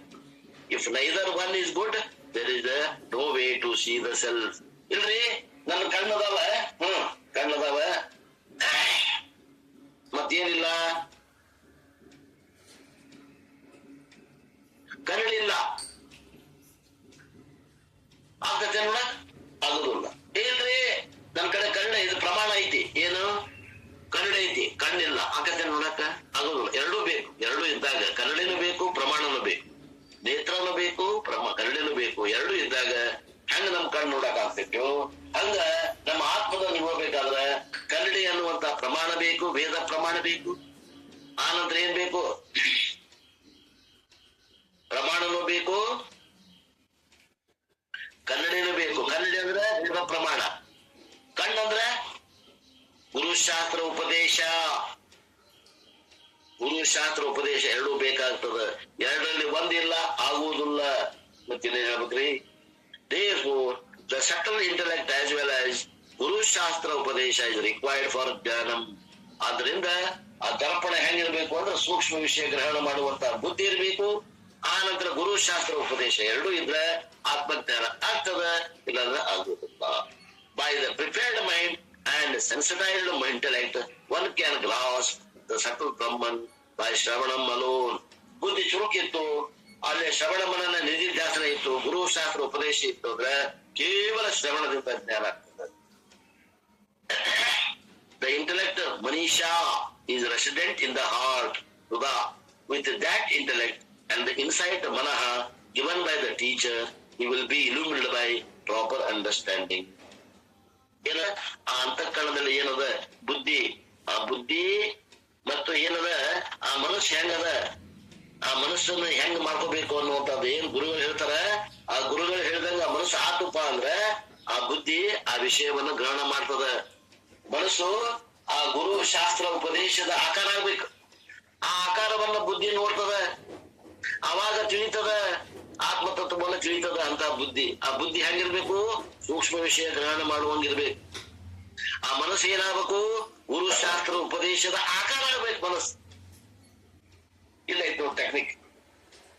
ನಿಮ್ಮ ಮನಸ್ಸು ಹೆಂಗಾಗಬೇಕು? ಗುರು ಶಾಸ್ತ್ರ ಉಪದೇಶ ಹೇಳಿದಂಗ ಆಕಾರ ಆಗ್ಬೇಕು. ಮನಸ್ಸು ಏನಾಗಬೇಕು? ಅಂತಃಕರಣ ಸೂಕ್ಷ್ಮ, ಬುದ್ಧಿ ಸೂಕ್ಷ್ಮ ಆಗ್ಬೇಕು. ಅಂತ ಬುದ್ಧಿಗೆ ಅಂತ ವಿಷಯ ಅದು ತಿಳಿದು ಬರ್ತದೆ. Thus the Brahman is revealed. This is the only way to know. ಇದು ಒಂದೇ ದಾರಿ ಅದ. Such a person who has gone through the process becomes immortal.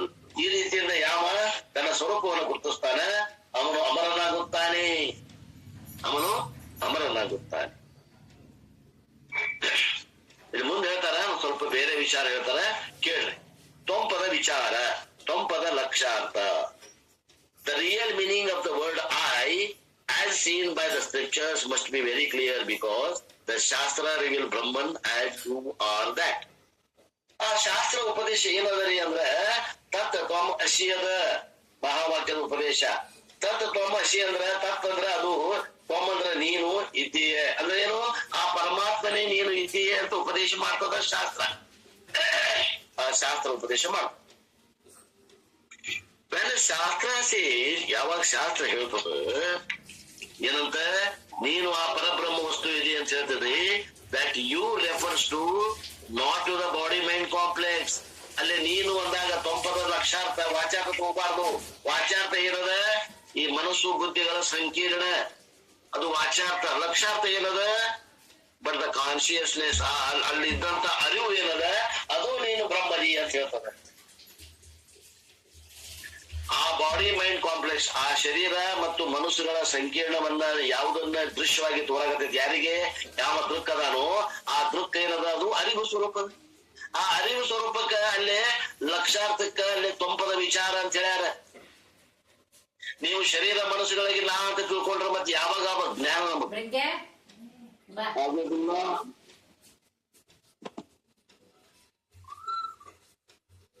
If I have a subtle mind to immediately understand this, the lakshartha, the intended meaning, with smoothly enters the mind. ಯಾವಾಗ ಆ ವಾಚಾರ್ಥವನ್ನು ಕಳೆದ ಲಕ್ಷಾರ್ಥದಲ್ಲಿ ನನ್ನ ಮನಸ್ಸು ನೆಲೆಯಾಗಿ ನಿಂತದ, ಆ ದೃಕ್ ಸ್ವರೂಪವಾದಂತಹದ್ದು ಯಾವುದಕ್ಕ ಈ ಶರೀರ ಮನಸ್ಸುಗಳ ದೃಶ್ಯ ಆಗಿರ್ತಲ್ಲ ಅದು ಅರಿವು ಏನದಲ್ಲ ಅದೇ ಬ್ರಹ್ಮ ಅಂದ್ರ ಅಲ್ಲಿ ಲಕ್ಷಾರ್ಥದಾಗ ಬರ್ತದೆ. ವಾಚಾರ್ಥದಲ್ಲಿ ಈ ಶರೀರ ಮನಸ್ಸುಗಳು ಬ್ರಹ್ಮ ಅಂದಿಲ್ಲ ಅವರು. ನೀನು ಬ್ರಹ್ಮದಿ ಅಂದಾಗ ಈ ಶರೀರ ಮನಸ್ಸುಗಳು ಅನಾತ್ಮವನ್ನು ಕಳೆದು ಉಳಿದ ಭಾಗ ಏನದಲ್ಲ ಆತ್ಮಸ್ವರೂಪ ಅದು ಬ್ರಹ್ಮ ಅಂತ ಹೇಳ್ಯಾರ. ಹಿಂಗ ವಾಚಾರ್ಥದಾಗ ನಿಂತ್ಕೊಂಡ್ರ ಕೆಲಸ ಆಗೋದಿಲ್ಲ, ಲಕ್ಷಾರ್ಥಕ್ಕೆ ಬರಬೇಕು. ಮುಂದಿನದು 10ನೇ ಶ್ಲೋಕ. ಇನ್ನು 10 ನಿಮಿಷದ 10ನೇ ಶ್ಲೋಕವನ್ನು ಒಂದು ನೋಡ್ಬಿಡ.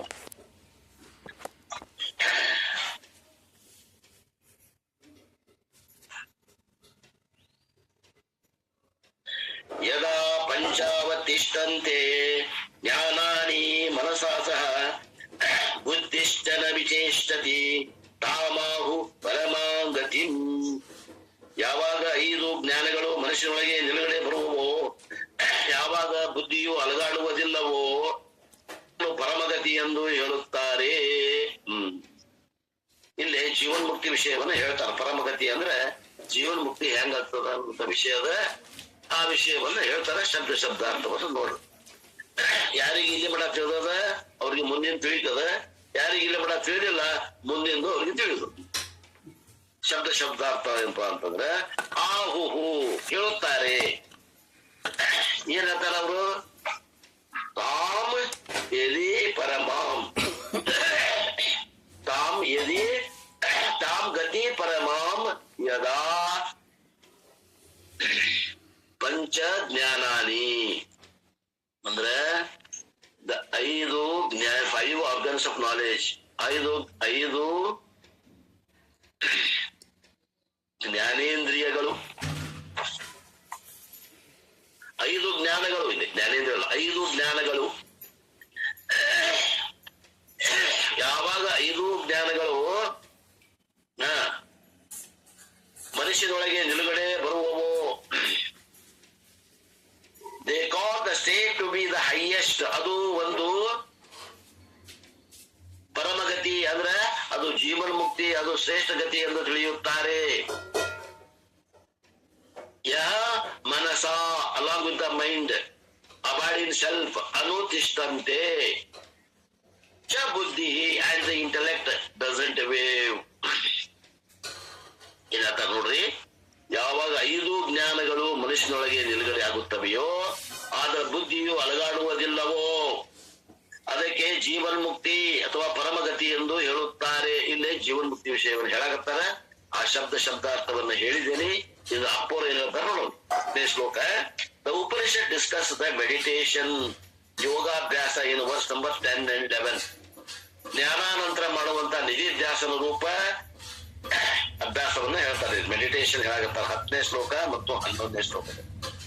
The purpose of meditation is to develop a disciplined mind that can concentrate for the length of time without a distraction. ಜ್ಞಾನ ನಂತರ ಆ ಮನಸ್ಸಿಗೆ ಅದ ಒಂದು ಅವಸ್ಥೆ, ಒಂದು ಸ್ಥಿತಿ ಒಳಗಾದ ವಿಚಾರದೊಳಗ ಉಳ್ಕೊಳ್ಳಿಕ್ಕೆ ಒಂದು ನಿಧಿಧ್ಯಾಸನ ರೂಪ ಧ್ಯಾನವನ್ನ ಇದೆ ಹೇಳಿಕೊಡಾಗತ್ತ. Meditation is a product of Ashtanga Yoga, a well-known system developed by Patanjali. Patanjali ಹೇಳಿದಂತ ಅಷ್ಟಾಂಗ ಯೋಗದಲ್ಲಿ ಧ್ಯಾನ ಬರ್ತದ. ಅಷ್ಟಾಂಗ ಯೋಗಗಳಂದ್ರ 8 ಅಂಗಗಳಿಂದ ಕೂಡಿದ ಒಂದು ಯೋಗ. ಯಮ, ನಿಯಮ, ಆಸನ, ಪ್ರಾಣಾಯಾಮ, ಪ್ರತ್ಯಾಹಾರ, ಧಾರಣ, ಧ್ಯಾನ, ಸಮಾಧಿ. ಈ 8 ಅಂಗಗಳಲ್ಲಿ ಏನು ಸಮಾಧಿ ಬರ್ತದ, ಒಂದು ಧ್ಯಾನ ಬರ್ತದ, ಅದೇ ಧ್ಯಾನವನ್ನು ಇಲ್ಲಿ ಹೇಳಾಗತ್ತಾರ. ಆದ್ರ ವೇದಾಂತಿಕ ಧ್ಯಾನ ಏನದ ಸ್ವಲ್ಪ ವ್ಯತ್ಯಾಸ ಅದ. ಅದ ಸಮಾನ ಐತಿ, ಸ್ವಲ್ಪ ವ್ಯತ್ಯಾಸ ಹೇಳ್ತಾರ. Ashtanga yoga is accepted in our tradition also. ಅಷ್ಟಾಂಗ ಯೋಗ ಪತಂಜಲಿ ಅವರು ಹೇಳಿದ ಅಷ್ಟಾಂಗ ಯೋಗವನ್ನ ನಾವು ಏನದ ಅದು ಒಳ್ಳೇದದ ಅಂತ, ಅದರಲ್ಲಿದ್ದಂತ ಒಳ್ಳೆಯ ವಿಷಯಗಳನ್ನು ನಾವು ತಗೋತೀವಿ.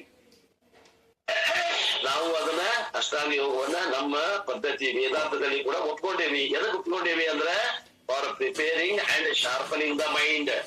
ಆ ಮನಸ್ಸು ಚೂಪಾಗಬೇಕು, ಅರ್ಥಾಗಬೇಕು. ಆ ನಂತರ ವೇದಾಂತ ವಿಷಯವನ್ನ ಗ್ರಹಣ ಮಾಡುವಂತ ಸಾಮರ್ಥ್ಯ ಬರಬೇಕು ಅಂದ್ರೆ, ಆ ಧ್ಯಾನಕ್ಕೆ ಬರಬೇಕು ಅಂದ್ರೆ ಅದನ್ನ ನಾವು ಅಲ್ಲಿ ಅಷ್ಟರ ಮಟ್ಟಿಗೆ ಅದು ಉಪಯೋಗ ಮಾಡ್ಕೊಂಡೇವಿ. ದ ಸಿಸ್ಟಮೆಟಿಕ್ ಎಕ್ಸರ್ಸೈಸ್ ಕಲ್ಮಿನೇಟ್ಸ್ ಇನ್ ನಿರ್ವಿಕಲ್ಪಕ ಸಮಾಧಿ. ಅದನ್ನ ನಾವು ಪದ್ಧತಿ ಸ್ವಲ್ಪ ದಿವಸ ಮಾಡಿದ್ರಂದ್ರ ಅದು ನಿರ್ವಿಕಲ್ಪಕ ಸಮಾಧಿಗೆ ಕರ್ಕೊಂಡು ಹೋಗ್ತದೆ ಅಷ್ಟಾಂಗ ಯೋಗ. The total absorption of the mind in an object or chosen field. ಏನದ ಅಂದ್ರ ಮೈ ಎಲ್ಲ ಮರೆತು ಆ ವಿಷಯ, ಧ್ಯಾನಕ್ಕೆ ವಿಷಯವಾದ ವಸ್ತುವಿನಲ್ಲಿ ಮುಳುಗಬೇಕಾಗ್ತದೆ. ಅದಕ್ಕೇನಂತಾರ ನಿರ್ವಿಕಲ್ಪಕ ಸಮಾಧಿ ಅಂತ. ನಿರ್ವಿಕಲ್ಪ ಸಮಾಧಿ ಅಂದ್ರ ಅಲ್ಲೇ ಶರೀರ ಮನಸ್ಸುಗಳನ್ನ ಮರೆತು ಧ್ಯಾನಕ್ಕೆ ವಿಷಯವಾದಂತ ವಸ್ತುವಿನಲ್ಲಿ ಪೂರ ಮುಳುಗಬೇಕು. ಇನ್ನು ಅಷ್ಟಾಂಗ ಯೋಗ, the object of meditation are various chakras in the body. ಅಷ್ಟಾಂಗ ಯೋಗದಾಗ ಏನ್ ಹೇಳ್ತಾರ ಅಂತಂದ್ರೆ ಅವರು ಶರೀರದೊಳಗೆ 8-9 ಚಕ್ರಗಳನ್ನ ಕಲ್ಪನೆ ಮಾಡ್ಯಾರ. ಮೂಲಾಧಾರ, ಸ್ವಾಧಿಷ್ಠಾನ, ಅನಾಹತ, ವಿಶುದ್ಧಿ, ಆಜ್ಞಾ, ಶಿಖಾ ಅಂತ ಬ್ರಹ್ಮರಂಧ್ರ, ಹಿಂಗ 9 ಚಕ್ರಗಳನ್ನ ಅವರು ಕಲ್ಪನಾ ಮಾಡ್ಯಾರ. ಆಪರೇಷನ್ ಮಾಡಿದ್ರೆ ಸಿಗುದಿಲ್ಲ ಅಂದ್ರೆ ಇಲ್ಲಂತಲ್ಲ, ಸೂಕ್ಷ್ಮ ಅದಾವ ಅಂತ ಅರ್ಥ. ತಿಳ್ಕೊಡ್ರಿ, ಚಕ್ರಗಳು ಅದಾವ. ಅವು ಸೂಕ್ಷ್ಮ ಅದಾವ, ಆಪರೇಷನ್ ಮಾಡಿ ನಿಮ್ಗೆ ಸಿಗೋದಿಲ್ಲ, ಸೂಕ್ಷ್ಮ ಅದಾವ. ಆ ಚಕ್ರಗಳಲ್ಲಿ ಹೇಳ್ತಾರ ಅವರು, ಆ ಚಕ್ರಗಳಲ್ಲಿ ನೀವು ಮನಸ್ಸನ್ನ ಮುಳುಗಿಸ್ರಿ ಅಂತ ಹೇಳ್ತಾರ ಅವರು. ಆದ್ರೆ ನಾವು ಹಂಗ ಹೇಳುದಿಲ್ಲ. Advaitians are not generally interested in meditation on objects such as chakras. ಈ ಚಕ್ರಗಳಲ್ಲಿ ನಿಮ್ಮ ಮನಸ್ಸನ್ನ ಮುಳುಗಿಸುವಂತ ನಾವ್ ಹೇಳುದಿಲ್ಲ.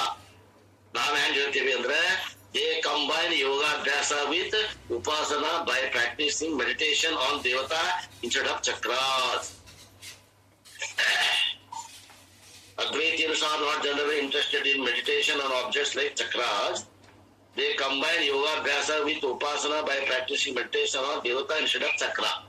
ವೇದಾಂತಿಗಳು ಚಕ್ರ ಬಗ್ಗೆ ದೇವತೆಗಳನ್ನ ಹೇಳ್ತೀವಿ, ನಾವು ದೇವತೆಗಳ ಉಪಾಸನೆಯನ್ನ ನಾವು ಹೇಳ್ತೀವಿ. ಸಗುಣ Ishwara ಧ್ಯಾನಂ is combined with yogaಭ್ಯಾಸ to develop the qualification of chitta samadhanam, the focusing faculty of the mind. ಮನಸ್ಸು ಸೂಕ್ಷ್ಮ ಆಗ್ಲಿಕ್ಕೆ ಮತ್ ಮನಸ್ಸು ಹೊರತಾಗ್ಲಿಕ್ಕೆ ನಾವು ದೇವತಾ ಉಪಾಸನೆಯನ್ನ ಕೂಡಿಸಿ ಯೋಗಾಭ್ಯಾಸ ಹೇಳ್ತೀವಿ, ಚಕ್ರಗಳನ್ನ ನಾವು ಹೇಳುವುದಿಲ್ಲ. ಇಷ್ಟು ವ್ಯತ್ಯಾಸ. ಚಕ್ರ ಹೇಳ ತಪ್ಪೇನಲ್ಲ, ಮತ್ತೆ ಅದು ಕೆಳಗಿಂದು ನಮ್ಮ ಮ್ಯಾಗಿಂದು ಹಂಗೇನಿಲ್ಲ. ಅವ್ರು ಅದೇ ಹೇಳ್ತಾರಲ್ಲ, ಅವ್ರು ಹಿಂಗೆ ಹೇಳ್ತೀವಿ, ಇಷ್ಟೇ. ಅದರಿಂದ ಏನಾಗ್ತದೆ ಅಂತಂದ್ರೆ ನಮ್ಮಲ್ಲಿ ಚಿತ್ತ ಸಮಾಧಾನ ಆಗ್ತದೆ. ನಮ್ಮಲ್ಲಿ ಏನದ ಮನಸ್ಸನ್ನ ಕೇಂದ್ರೀಕರಿಸಿ ಆ ವಿಷಯದಾಗ ತಲ್ಲೀನಾಗುವಂದು ಮಾಡ್ತದ ಯಾವು ಈ ಉಪಾಸನಾ ಸಾಧನೆಗಳು. which one is the component of ಸಾಧನ ಚತುಷ್ಟಯ ಸಂಪತ್ತಿ. ಸಾಧನ ಚತುಷ್ಟಯ ಸಂಪನ್ನವಾಗಲಿಕ್ಕೆ ಬರ್ತದೆ ವಿವೇಕ, ವೈರಾಗ್ಯ, ಸಮಾಧಿ, ಷಡ್ಗುಣ ಸಂಪತ್ತಿ. ಈ ಮುಮುಕ್ಷತ್ವ ಅನ್ನುವಂತ ಈ 4 ಗುಣಗಳು ಬರ್ಬೇಕಂದ್ರೆ ನಾವು ಪತಂಜಲಿ ಯೋಗವನ್ನ ಸ್ವಲ್ಪ ಮಾಡಿಫೈ ಮಾಡಿ ಅಲ್ಲಿ ಚಕ್ರಗಳನ್ನು ಅದ್ರ ಬಗ್ಗೆ ನಾವು ದೇವತಾ ಉಪಾಸನೆಯನ್ನು ಹೇಳಿ ನಾವು ಆ ಧ್ಯಾನವನ್ನ ಅಳವಡಿಸಿಕೊಂಡೇವಿ. ನೀವು ಅದ ಮಾಡ್ತೀವಿ ಅದ ಮಾಡ್ಬೋದು. ನಾವು ಇದು ಈ ವೇದಾಂತದೊಳಗೆ ಹಿಂಗ್ ಮಾಡಿ. Chapter number 6 of Bhagavad Gita discusses the 8 stages of Ashtanga Yoga. In yoga abhyasa, samadhi abhyasa is not prescribed as a means of self-knowledge and moksha. ನಾವು ಈ ಒಂದು ಏನ್ ಹೇಳಿದ್ರ ಈ ಧ್ಯಾನವನ್ನ 6ನೇ ಅಧ್ಯಾಯದ ಉಪಯೋಗ ಮಾಡೇವಿ ನಾವು. ಭಗವದ್ಗೀತೆ 6ನೇ ಅಧ್ಯಾಯದೊಳಗೆ ಈ ಅಷ್ಟಾಂಗ ಯೋಗದಾಗ ಹೇಳಿದ್ದನ್ನ ಸ್ವಲ್ಪ ಮಾಡಿಫಿಕೇಶನ್ ಮಾಡ್ಕೊಂಡು ಬದಲಾವಣೆ ಮಾಡ್ಕೊಂಡು ಅದನ್ನ ಯೋಗಾಭ್ಯಾಸ, ಸಮಾಧಿ ಅಭ್ಯಾಸ ಅಂತ ಹೇಳೇವಿ. ಮತ್ತ ಇನ್ನೊಂದು ಮಾತು ತಿಳ್ಕೊಡ್ರಿ, it is not prescribed as a means of self knowledge. ಆತ್ಮಜ್ಞಾನಕ್ಕಾಗಿ ನಾವು ಹೇಳಿಲ್ಲ ಇದನ್ನ. ಆತ್ಮಜ್ಞಾನಕ್ಕಾಗಿ ಧ್ಯಾನ ಮಾಡ್ರಿ ಅಂತ ಹೇಳಿಲ್ಲ, ಅಥವಾ ಮೋಕ್ಷಕ್ಕಾಗಿ ಹೇಳಿಲ್ಲ. ಅಂತಃಕರಣ ಏಕಾಗ್ರತೆ, ಅಂತಃಕರಣ ಶುದ್ಧಿಗಾಗಿ ಹೇಳಿದ್ವಿ. The only acknowledged method is ಗುರುಶಾಸ್ತ್ರ ಉಪದೇಶ. ನಾವೇನ ಹೇಳಾಗತ್ತೇವೆ ಅಂತಂದ್ರ ಜ್ಞಾನಕ್ಕೆ ಸಾಧನೆ, ಮುಖ್ಯ ಸಾಧನೆ ಯಾವುದು ಅಂದ್ರೆ ಗುರುಶಾಸ್ತ್ರ ಉಪದೇಶ. ಅಲ್ಲಿ ಬರ್ಬೇಕು ನಮ್ಮ ಲಕ್ಷ. ಅಷ್ಟಾಂಗ ಯೋಗ ನಿಂದ್ರಬಾರದು, ಬರೀ ಬುದ್ಧಿ ಅರ್ಥ ಮಾಡೋ ಕೆಲಸ ಅಷ್ಟ. ಅದು ಎಷ್ಟು ದಿವಸ ಬುದ್ಧಿ ಅರ್ಥ ಮಾಡೋರು ನೀವು? ಸಾಕು, ನಮ್ಗೆ ಎಷ್ಟು ಬೇಕು ಅಷ್ಟು ಅರ್ಥ ಆದ್ರೆ ಸಾಕು. ಅಜ್ಞಾನವನ್ನು ಕಳೆಯುವಷ್ಟು ಮಟ್ಟಿಗೆ ಆದ್ರೆ ಸಾಕು. The only acknowledged method is ಗುರು ಶಿಷ್ಯ ಉಪದೇಶ, ಗುರು ಶಾಸ್ತ್ರ ಉಪದೇಶ. ಗುರುಶಾಸ್ತ್ರ ಉಪದೇಶ ಏನೈತಲ್ಲ, ಇದು ನಿಜವಾದ ಸಾಧನ. Moksha can be gained only through jnanam. ಆ ಜ್ಞಾನದಿಂದ ಮೋಕ್ಷ ಹೊಂತೇವಿ. ಅಷ್ಟಾಂಗ ಯೋಗದಿಂದ ಮೋಕ್ಷ ಆಗುವುದಿಲ್ಲ, ತಿಳ್ಕೊಡ್ರಿ. Which can be gained only through shravanam. ಆ ಶ್ರವಣದಿಂದ ಮಾತ್ರ ಜ್ಞಾನ, ಜ್ಞಾನದಿಂದ ಮೋಕ್ಷ. Samadhi abhyasa is an instrument to polish the mind. ಆ ಮನಸ್ಸನ್ನ ಹೊಳಪತಾಕ, ಮನಸ್ಸಿನಲ್ಲಿದ್ದ ದೋಷ ಕಳೆಯಾಕ, ಅಷ್ಟ ಸ್ವಚ್ಛ ಮಾಡಾಕ, ಮನಸ್ಸಿಗೆ ಸೋಪ್ ಹಚ್ಚಾಕ, ಸೋಪ್ ಹಚ್ಚಿ ತೊಳ್ಯಾಕ, ಒಳಗಿನ ಕಶ್ಮಲಗಳನ್ನ ತೊಳೆಯೋದು. ಅನೇಕ ಜನ್ಮದಲ್ಲಿ ಪಾಪ ಸಂಸ್ಕಾರಗಳನ್ನವಲ್ಲ ಅವನ್ನ ತೊಳ್ಯಾಕ ಆ ಅಷ್ಟಾಂಗ ಯೋಗದಲ್ಲಿದ್ದಂತ ಧ್ಯಾನವನ್ನ ಉಪಯೋಗ ಮಾಡ್ತೇವಿ. ಅದು ಜ್ಞಾನ ಪೂರ್ವ ಧ್ಯಾನ 6ನೇ ಅಧ್ಯಾಯ. 12ನೇ ಅಧ್ಯಾಯ ಜ್ಞಾನಾನಂತರ ಧ್ಯಾನ, ಅದಕ್ಕೆ ನಿಧಿಧ್ಯಾಸನ ಅಂತೇಳಿ. ಎಷ್ಟ್ ಸಲ ಹೇಳೇನಿ. ಯಾರು ತಿಳಿದಾರ, ಯಾರು ತಿಳಿದಿಲ್ಲ, ಈಗಾರ ತಿಳ್ಕೊ. We do not practice, we do not prescribe meditation for mystical experiences. ನೋಡ್ರಿ, ನಾವು ಅಲೌಕಿಕವಾದ ಅನುಭವಗಳು ಆಗ್ಲಿ ಅಂತ ತಿಳ್ಕೊಂಡು meditation ಹೇಳಾಗತ್ತಿಲ್ಲ. Because these have nothing to do with spiritual knowledge or liberation. ಅಲೌಕಿಕವಾದ ಅನುಭವಗಳಿಗೂ ಮತ್ತು ನಮಗಾಗುವಂತಹ ಮೋಕ್ಷಕ್ಕೂ ಏನೇನು ಸಂಬಂಧ ಇಲ್ಲ, ಏಟೇಟು ಸಂಬಂಧ ಇಲ್ಲ. A person can be happily liberated without any such experiences. ಅಲೌಕಿಕವಾದ ಅನುಭವಗಳ ಆಗದನ ನೀವು ಇಷ್ಟು ಶ್ರವಣ ಮನನ ನಿಧಿಧ್ಯಾಸನ ಮಾಡಿದಂದ್ರೆ ಆತ್ಮಜ್ಞಾನ ಆಗ್ತದೆ. ಆತ್ಮಜ್ಞಾನದಿಂದ ಮೋಕ್ಷ ಆಗ್ತದೆ. ಈ ರಿಕ್ವೈರ್ಸ್ ಓನ್ಲಿ ಪ್ಯೂರಿಟಿ. ನಮಗ ಅಂತಃಕರಣ ಶುದ್ಧಿ ಆಗ್ಬೇಕಾಗ್ಯದ, ನಮ್ ಹೊಲ ಹಸನ ಆಗ್ಬೇಕಾಗ್ಯದ, ಅಷ್ಟೇ ನಾವು ಅಲ್ಲಿ ಧ್ಯಾನದಿಂದ ಉಪಯೋಗ. Focusing capacity and ability to study the Upanishads and assimilate the shastra is the only requirement. ನಮಗಲ್ಲೇ ಪವಾಡಗಳು ಬೇಕಾಗಿಲ್ಲ, ನಮಗೇನೋ ಅಲೌಕಿಕವಾದ ಒಂದು ವಸ್ತು ಪ್ರಾಪ್ತಿ ಆಗ್ಬೇಕಾಗಿಲ್ಲ. ಅಂತಃಕರಣ ಶುದ್ಧಿ ಆಗ್ಬೇಕು, ವೇದಾಂತ ಹೇಳಿದ್ರೆ ನಮ್ಗೆ ತಿಳಿಬೇಕು, ಅವು ನಮ್ಮಲ್ಲಿ ಉಳಿಬೇಕು. ಆ ಶಾಸ್ತ್ರದ ಕೊನೆಯ ನಿಲುವಾದಂತಹ ಆತ್ಮಸ್ವರೂಪವನ್ನು ಗುರುತಿಸಿ ಅದರಲ್ಲಿ ನೆಲೆಯಾಗಿ ನಿಲ್ಲುವಂಗ ಆದ್ರೆ ಸಾಕು. ಇನ್ ದಿಸ್ ವರ್ಸ್ ಇನ್ನೊಂದು ಸ್ವಲ್ಪ ಮುಗಿಸೇ ಬಿಡ್ತೇನ್ರಿ, ಇನ್ನೊಂದು 2 ಪ್ಯಾರ ಅದ. In this verse Lord Yama discuss the culmination of ಯೋಗಾಭ್ಯಾಸ. ಇಲ್ಲೇ ಯಮಧರ್ಮರಾಯ ಯೋಗಾಭ್ಯಾಸ ಮತ್ತು ನಿರ್ವಿಕಲ್ಪ ಸಮಾಧಿ ಎರಡೂ ಕೂಡಿಸಿ ಅಭ್ಯಾಸವನ್ನು ಹೇಳಾಗತ್ತಾನೆ. ನಿಧಿಧ್ಯಾಸನ ರೂಪ ಅಭ್ಯಾಸದ ಇದು. We have the focusing capacity in any field. ನಮ್ಗೆ ಯಾವ್ದ ಒಂದು ಕ್ಷೇತ್ರ ತೋಡ್ರಿ, ಅದ್ರಾಗ ತಲ್ಲೀನತೆ ಆಗುವಂತ ಶಕ್ತಿ ನಮಗದ. There is an instance of a chess player losing 5 kg just by playing with the concentration, although no physical exercise took place. ಅಲ್ಲಿ ಒಂದು ಉದಾಹರಣೆ ಹೇಳ್ತಾರ ಅಪ್ಪವರು. ಒಬ್ಬ ಚೆಸ್ ಪ್ಲೇಯರ್ ಇದ್ದಂತ, ಅವ ಚೆಸ್ ಪ್ಲೇಯರ್ದಾಗ ಇಷ್ಟು ಮಗ್ನ ಆಗಿದ್ದಂದ್ರ ಅವನು ಊಟಕ್ಕೆ ಲಕ್ಷ ಕೊಡ್ದಾನ ಆಟ ಆಡಿದ್ದಂತ 5 kg ಅವ ತೂಕ ಕಳ್ಕೊಂಡಿದ್ದಂತ. ಅವ ಯಾವ್ದು ಎಕ್ಸರ್ಸೈಸ್ ಮಾಡಿದ್ದಿಲ್ಲ. ಅಂದ್ರೆ ಏನು, ಅಷ್ಟು ತಲ್ಲೀನತ ಆಗಿದ್ದ, ಊಟಕ್ಕೆ ಲಕ್ಷ ಇಲ್ಲ ಒಂದು ಅಂತ ಅರ್ಥ. We are using the same focusing capacity to gain the ಸಾಧನ ಚತುಷ್ಟಯ ಸಂಪತ್ತಿ. ನಾವು ಅದೇ ಒಂದು ಏನದ ಕೇಂದ್ರೀಕರಿಸೋದು, ಮೈ ಮನವನ್ನ ಮರೆತು ನಾವು ತಲ್ಲೀನತೆರಾಗ್ಬೇಕು ನಮ್ಮ ಸಾಧನೆ ಒಳಗ. ಆ ಒಂದು ಸಲುವಾಗಿ ನಾವು ಏನ್ ಮಾಡಕತ್ತೀವಿ ಅಂದ್ರ ಇಲ್ಲೇ ಸಾಧನ ಚತುಷ್ಟಯ ಸಂಪತ್ತಿ ಗಳಿಸ್ಬೇಕು. ಅದರಿಂದ ಸಗುಣ ಈಶ್ವರ ಧ್ಯಾನವನ್ನ ಮಾಡ್ತಾ ಇದ್ದೇವೆ. Focusing on form god. ಮೊದಲ ನಾಮರೂಪ ಸಹಿತವಾದಂತ ದೇವರಲ್ಲಿ ಫೋಕಸ್ ಮಾಡ್ತೀವಿ, ಆ ನಂತರ ನಿರ್ವಿಕಲ್ಪಕ ಸಮಾಧಿಯಲ್ಲಿ ಫೋಕಸ್ ಮಾಡ್ತೀವಿ ಹಂತ ಹಂತವಾಗಿ. ವಿ ಗೆಟ್ ವಿಸಿಬಲ್ ದೃಷ್ಟ as well as invisible ಅದೃಷ್ಟ benefits by this. Playing chess with an intense concentration will not give adrishta phalam. These 2 verses are the basis for chapter number 6 of the Bhagavad Gita. In the verse number 619 of Bhagavad Gita, Krishna likens the mind in samadhi to the flame that remains without flickering. 6ನೇ ಅಧ್ಯಾಯ 19ನೇ ಶ್ಲೋಕದಾಗ ಭಗವಂತ ಕೃಷ್ಣ ಏನ್ ಹೇಳ್ತಾರಪ್ಪ ಅಂದ್ರ, ಇಂತ ಒಂದು ಸಾಧಕನ ಮನಸ್ಸು ಹೆಂಗಿರ್ತದ ಅಂತಂದ್ರ ಗಾಳಿ ಇಲ್ಲದ ಸ್ಥಳದಲ್ಲಿ ಇಟ್ಟಂತ ದೀಪದಂತೆ ಅದು ಶಾಂತವಾಗಿ ಉದಾಹರಣೆ ಕೊಟ್ಟಿದ್ದಾರೆ. And protected from the wind. ಗಾಳಿಯಿಂದ ರಕ್ಷಣೆ ಮಾಡಿದಂತ ಸ್ಥಳದಲ್ಲಿ ಇಟ್ಟ ದೀಪದ ಬೆಳಕಿಯಾಗಿ ಶಾಂತವಾಗಿರ್ತದೋ ಅದಕ್ಕೆ ಹೋಲಿಕೆಯನ್ನು ಕೊಟ್ಟಾನ. ಲಾರ್ಡ್ ಯಮ ಹೇಳ್ತಾನೆ ಇಲ್ಲಿ ಇದ್ರಾಗ, as the culmination of this meditation the 5 sense organs along with the mind remain without distraction. 5 ನಮ್ಮ ಜ್ಞಾನೇಂದ್ರಿಯಗಳು ಏನ್ ಮಾಡ್ತಾವಂತಂದ್ರೆ ಮನುಷ್ಯನೊಂದಿಗೆ ಸೇರ್ಕೊಂಡು ಏನ್ ಮಾಡ್ತಾವಂದ್ರ ಅವು ನಮ್ಗೆ ಏನೇನೇನೇನು ನಮಗ ಎಲ್ಲಿ ಹೋಗದಂಗ ಅಲ್ಲೇ ನಿಂತ್ಕೊಂಡ್ಬಿಡ್ತಾವ. ಆತ್ಮನಲ್ಲಿ ನೆಲೆಯಾಗಿ ನಿಲ್ತಾವ. 5 ಜ್ಞಾನೇಂದ್ರಿಯಗಳು, ಕಣ್ಣು, ಕಿವಿ, ಮೂಗು, ನಾಲಿಗೆ, ಚರ್ಮ ಮತ್ತು ಮನಸ್ಸು. ಇವು 6 ಆತ್ಮನಲ್ಲಿ ನೆಲೆಯಾಗಿ ನಿಲ್ತಾವ, ಎಲ್ಲಿಯೂ ಹೊರಗೆ ಹೋಗುದಿಲ್ಲ. The intellect also remains focused, devoid of any thought other than the object of meditation. ಬುದ್ಧಿನೂ ಕೂಡ ಆತ್ಮನಲ್ಲಿ ನೆಲೆಯಾಗಿ ನಿಲ್ತದ. ಸಜಾತಿ ಪ್ರತ್ಯಯ ಪ್ರವಾಹ. ನಿಧಿಧ್ಯಾಸನ ಅಂದ್ರೆ ಏನು? ಅನಾತ್ಮಾಕಾರ ತಿರಸ್ಕಾರ ಪೂರ್ವಕಂ ಆತ್ಮಾಕಾರ ವೃತ್ತಿ ಪ್ರವಾಹ ಪ್ರವರ್ಧನ ಮಿತಿ ನಿಧಿಧ್ಯಾಸನಂ. ಆ ನಿಧಿಧ್ಯಾಸನ ಮಾಡಕತ್ತದ ಮನಸ್ಸು ಬುದ್ಧಿ ಕೂಡ ಎರಡು ಕೂಡ. The state of there absorption is also divided into 2. ಈ ಒಂದು ನಮ್ದು ಸ್ವರೂಪದಲ್ಲಿ ನಿಲ್ಲುವುದು 2. ಒಂದು ಸವಿಕಲ್ಪಕ ಸಮಾಧಿ, ಒಂದು ನಿರ್ವಿಕಲ್ಪಕ ಸಮಾಧಿ. ಅಬ್ಸಾರ್ಪ್ಷನ್ ಥ್ರೂ ಎ ಡೆಲಿವರಿ effort is savikalpaka samadhi that eventually becomes a spontaneous after will resides in ನಿರ್ವಿಕಲ್ಪಕ ಸಮಾಧಿ. ಸವಿಕಲ್ಪಕ ಸಮಾಧಿ ಅಂದ್ರೆ ಏನು ಹೇಳ್ತಾರೆ ಕೇಳ್ರಿ, ಬಹಳ ಮಂದಿ ತಪ್ಪು ತಿಳ್ಕೊಂಡ್ರಿ. ಸವಿಕಲ್ಪಕ ಸಮಾಧಿ ಅಂದ್ರ ಮನಸ್ಸನ್ನ ಧ್ಯಾನದಾಗ ಮುಳುಗಿಸುವುದೇನೈತಲ್ಲ ಸವಿಕಲ್ಪಕ ಸಮಾಧಿ. ಧ್ಯಾನದಾಗ ಮುಳುಗಿ ಅದು ಇಲ್ದಂಗ ಆಗತ್ತಲ್ಲ ಅದು ನಿರ್ವಿಕಲ್ಪಕ ಸಮಾಧಿ. ಎಷ್ಟು ತಿಳ್ಕೊಡ್ರಿ. ನಿರ್ವಿಕಲ್ಪಕ ಸಮಾಧಿ ಇದು ಹೈಯೆಸ್ಟ್ ಗೋಲ್ ಆಫ್ ಅಭ್ಯಾಸ ಯೋಗ.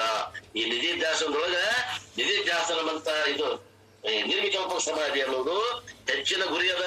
But not the highest goal of the life. ಅದು ಹೆಚ್ಚಿನದಾದ್ರೂ ಕೂಡ ಅದೇ ಕೊನೆಯ ಗತಿ ಅಲ್ಲ.